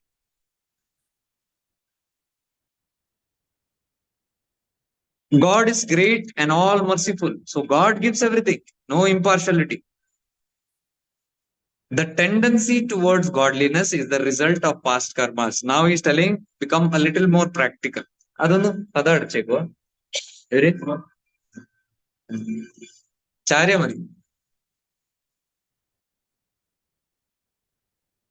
All Malayalis are sitting here, four of them. Five of them. Five Malayalis sitting in Kerala. All five Malayalis, like man. Nityananda also was a Malayali, you know. No? Koilanti. Only Malayalam used to speak. Then little bit that side when he went to Ganeshpuri, he spoke Marathi. He spoke also Kannada, little bit here and there. So English also he spoke, but he full time he was a Malayali.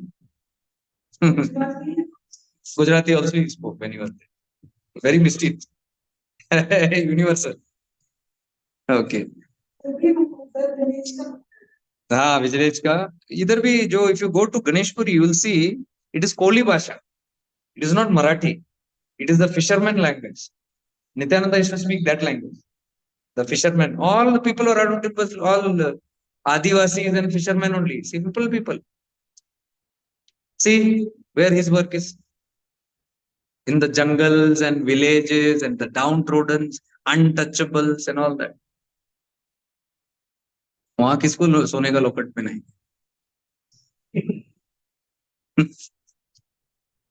So God is great and merciful. He's full of mercy and compassion.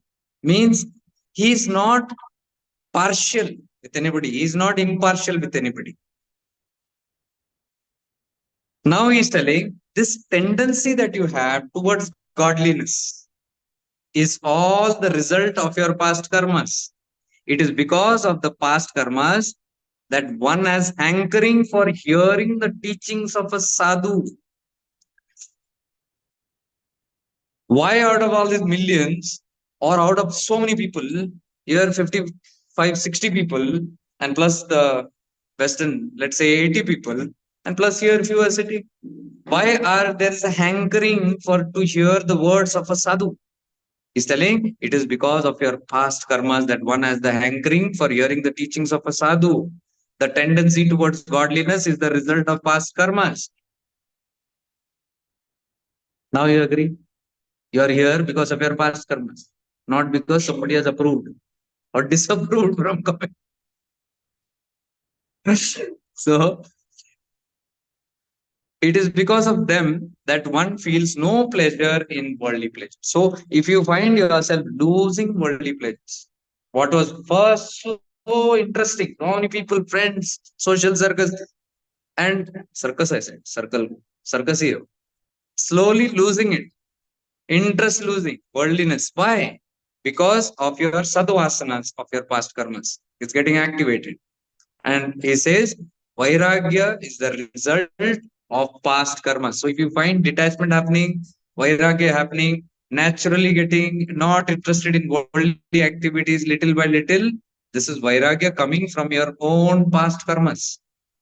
For those who are guided by the vasanas of past karmas, vairagya will come on its own accord. There's nothing to do. Many of us say automatically, there's no need. Suddenly, I feel no interest in it. Suddenly, it's happening. Why? It's coming from its own accord due to the past karmas. That time has come. The fruits is to be reaped. Why? Why so late? Why not 10 years back? Why not 20, 30 years back? Why not 50 years back? Because you had chosen to take a detour. You had past karmas of vairagya, but at the same time, you had some worldly desires. So that made your detour. So you come, you take a body, you directly don't jump into vairagya. You first finish those karmas. So as you finish your karmas, you'll see you'll get involved in the world fully. Then slowly you'll start losing your interest in the world. What is happening? Those past karmas are getting over of your desires. They are all being fulfilled and completed. Now your prarabdha of your past karmas, punyas, is activated. Now you will have sadvasanas coming. So you have hankering to hear the teachings of a sadhu like Chidakasha. For such people, separate vairagya is not needed. So he says, for those who are guided by your past karma vasanas, sadvasanas, vairagya will start coming automatically. For such people, separate vairagya. You don't need to struggle for vairagya. Good news for many of us, especially who is seeing automatically vairagya coming. There's nothing else to do. Okay, there's nothing to strive. It is coming as a result of your past karmas, and eventually, like he says, the mango will get sweetened. All do not get it at one time. So go slow, he says. For them, it is high time now to tread the path of mukti. So he's telling those people who are observing these things, vairagya coming on its own accord, automatically, without you doing anything. Vairagya and detachment is happening. Interest in the worldly affairs is happening. There he says, now it is high time for you to tread the path of mukti. Simply saying, now you are eligible for mukti. You get that? So these are words of inspiration that I picked up again, that he's telling, go on. You don't have to strive hard or be impatient about it. You observe these things and you'll see it's happening on its own. So that is what Ramana says. Enlightenment is unfolding on its own. There's nothing really to do. So there's nothing actually to get worried. Who's getting worried? The impatient. I want it now. And Nityananda says, no, all fruits will not ripe at one time.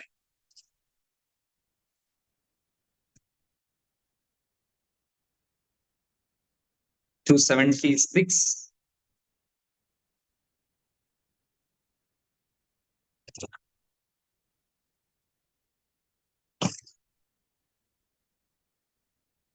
So here he's telling various kind of articles are brought into a fair, Mela. Similarly, peace should be practiced in various ways. So when we are amidst thousands of people, we should have firm will.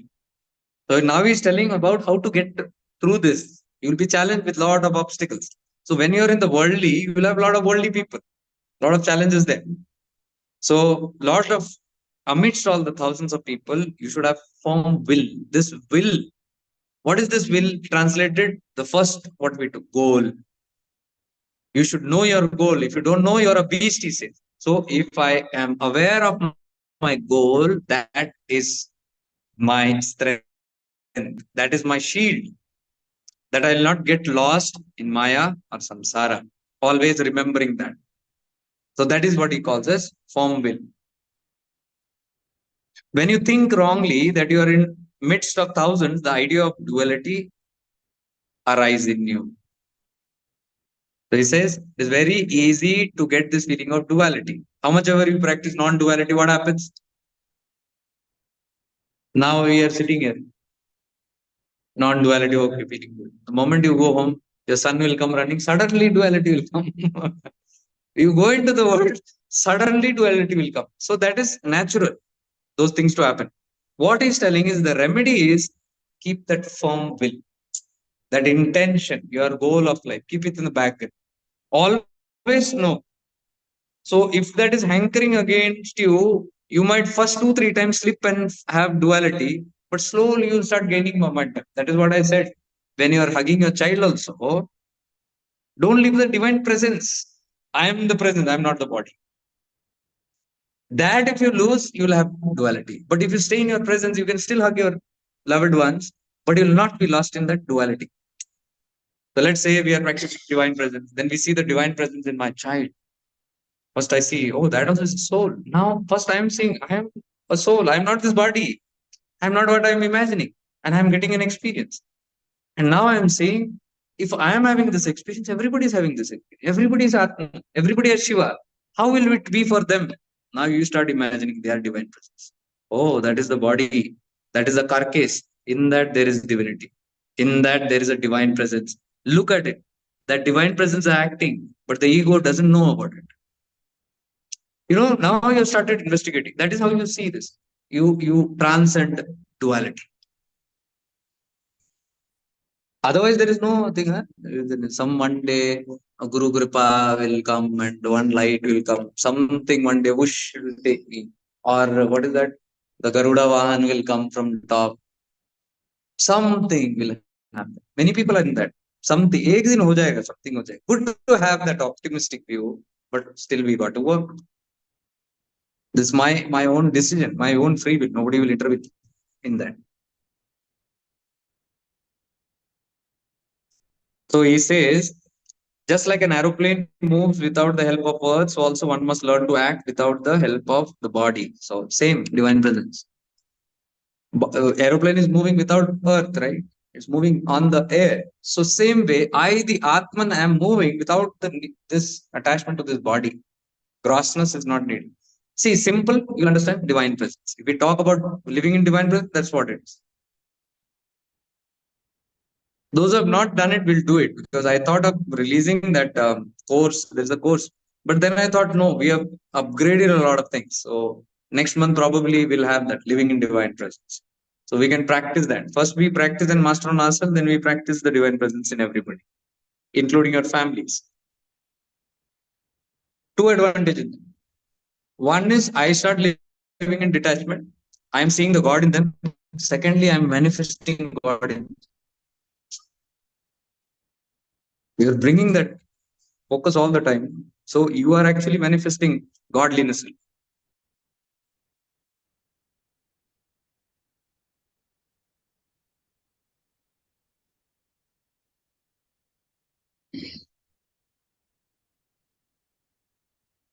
So he says a traveler, after traveling along in the sun for a long time and gets tired, he goes to the shade of a tree for shelter on the hillside and he forgets his fatigue. So also, whose mind is absorbed in the search of God, forget all their worldly anxieties. Just as in the shade, the sun's heat is forgotten, mindness is forgotten in the absorption. So when you get absorbed in the divine presence, the mindness will go, me, my family member. That will get absorbed. Slowly it will start. Like a traveler is going and they want to rest under the tree, too hot. Under that shade of the tree means under the God's presence. Here we are telling divine presence. So you take the shelter of the divine presence, you will lose the duality. Mindness will go. That is where the problem is. It is not in the relationship, that my ownership. This is mine. That is dangerous.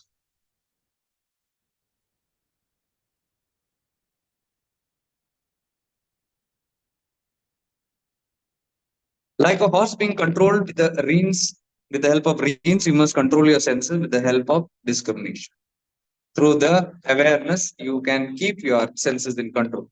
Your attention on the senses should be fixed, or you can see your awareness on the senses should be fixed like a nail in the wall. Means your awareness should be like that all the time, fixed like a nail in the wall, always there. Buddhi or intelligence should be concentrated in the head. Your attention should always be above the neck, never below the neck. What we discussed in the start. All your awareness is always in the Chidakasha, upper, because now you can consider yourself like, being moved into this bracket. Your path towards self-realization is determined by where your attention is. If you put more your attention in your lower chakras, you get into samsara. But if you get Vishuddhi and upwards, or you simply keep your awareness on your Chidakasha. or Bhrumadhya. That's it. I think one more is there. ആ light ഒന്ന് ഇടാവോ?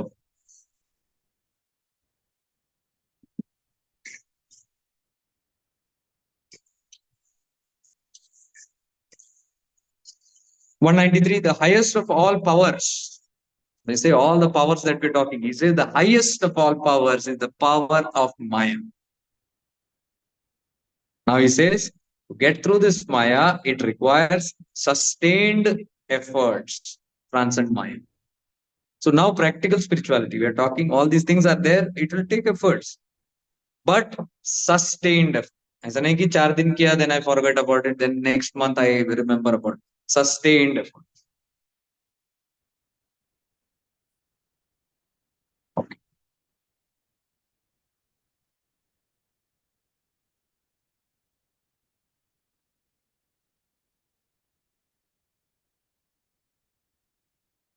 ഫ്രണ്ടിനെ ഉള്ള കേട്ടോ, നടുവേദന എടുക്കും.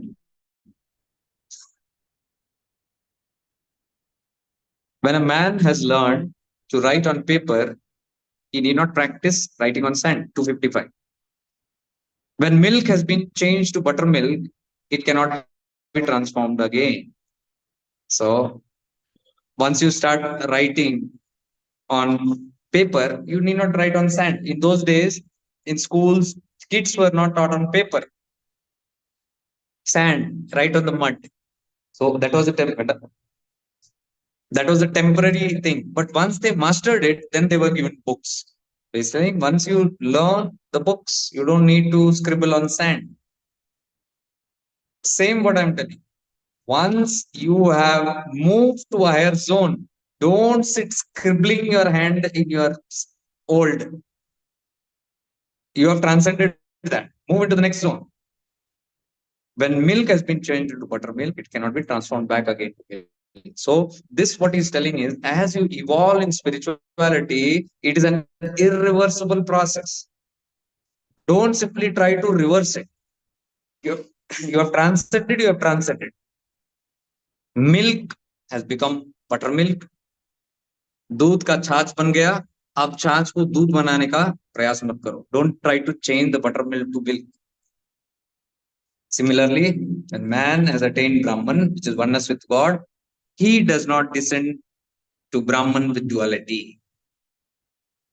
Nirguna Nirakara, once you achieve, you cannot come to the Guna Akar, Nama Rupa again. Irreversible process. We have discussed this in Manonasha. Manonasha is irreversible. You cannot come back. As you finish off your ego bits by bits, you are only ascending. Then you cannot come back again with Akara and Gunas because you have finished.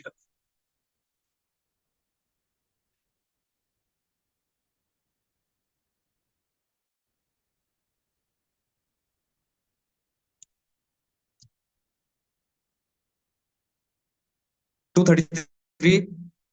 Prana is the mainstay of life. Without prana, there is no sound, no movements of the body. Just like there is no response from a leafless tree to the wind that blows around it, there is no response to anything from a dead tree. Okay. I'm thinking, why did I read this? This is nothing. Number I read wrong. It should be 223, not 233.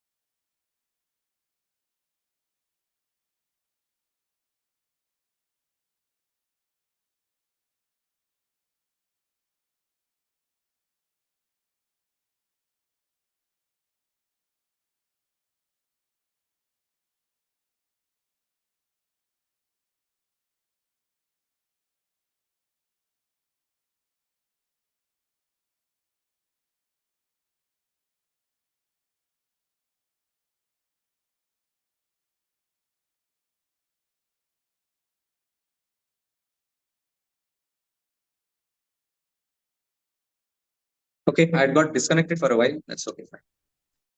I'll continue. The recording will go. We're all sweating here, and the people with me are doing tapas. Literally. When the tapas will end, they're thinking now. It is, you guys sit with me, you'll go mad only. Into this only all. So, yeah. So, greatest of all sciences is the Brahma Vidya. Unless this secret is realized, bondage of karma cannot be cut through. The bondage of karma will not stop until you realize the secret of Brahma Vidya. When one abides in God consciousness, can you see this word? Ramana telling abide in the self. When one abides in God consciousness, he would be able to understand karma. Like you can understand it better now. Each activity one does creates karma. See, you can be very actively noticing everything that will lead to more connections of karma. Karma disappears by itself when God realization is attained. So instead of picking one by one and working on your karma, this karma, that karma, nothing. Be attentive, stay afloat, abide in the self, live more in the divine presence and attain the self. When the self is attained, the rest, that is what Ramana is. Forget your karma, forget your vasanas, forget your tendencies, forget all this, that, everything. Leave it aside. You abide in the self. When you attain or you realize that you are the self, the day you know it, realize it, this karma will automatically eradicate it. That is what even here. Karma disappears, realized. Finally, he's talking about Jot se Jot Jagao, which I think it may not be time for us to do that, but it's the message, the whole path that I told, moving towards self-realization. Once you get there, he says, almost all fruits have seeds inside, but the cashew nut apple has seed outside. Just like that, our mind should be outside samsara. Like the cashew nut fruit, mind should be outside, not in samsara. But let mind be, but let it be outside. We must not be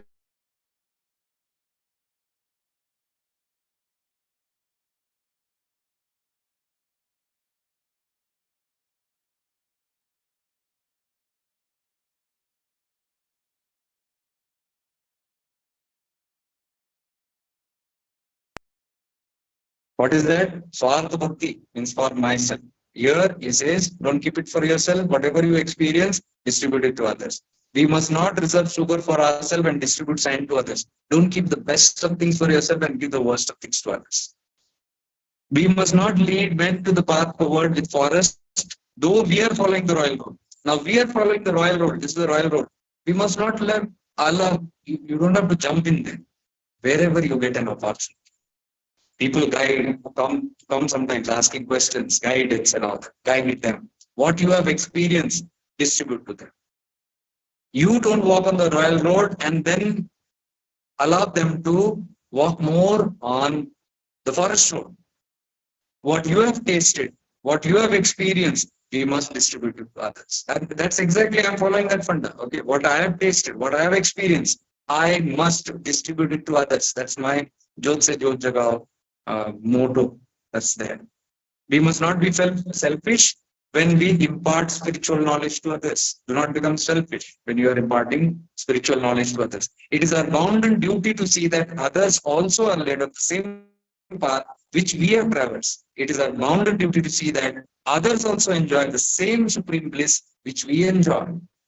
This is the message of Jot Se Jot Jaga. We must not reserve the sacred duty for any future date. Don't keep postponing this. We must do this immediately, but no man can be sure about his future. Nobody knows about the future. Tomorrow, what will happen? So don't postpone it for tomorrow, I'll do it. Or later, I'll do it. If this is a calling, inner calling for you to help others, to serve others in whatever way you can, assist others. He says if somebody falls into the well, don't allow them to die there. You can help and do your best, whatever you can, to serve others. That's a great karma, actually. It's one of the best karmas that you can be doing to serve others, to help others.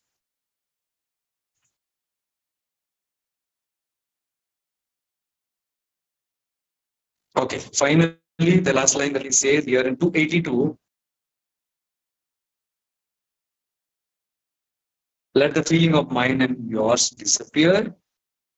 Let the qualities of Jiva be unified, divine presence in me, divine presence in all. And let man become a Siddha, the one who has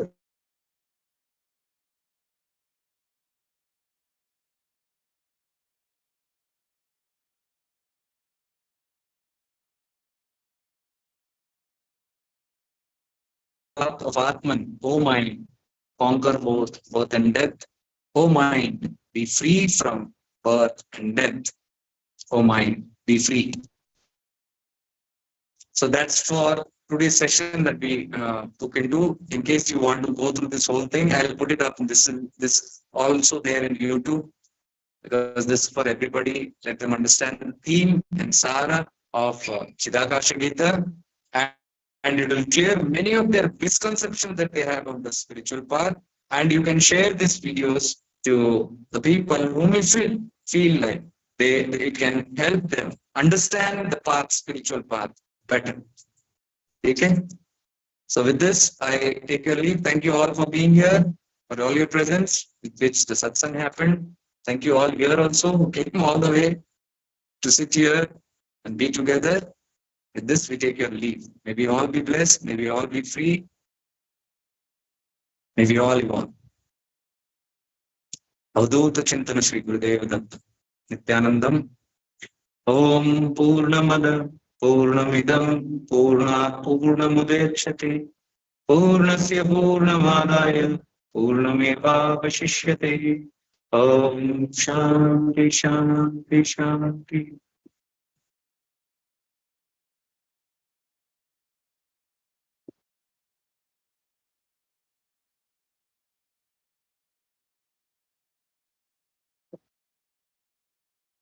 Stay blessed then.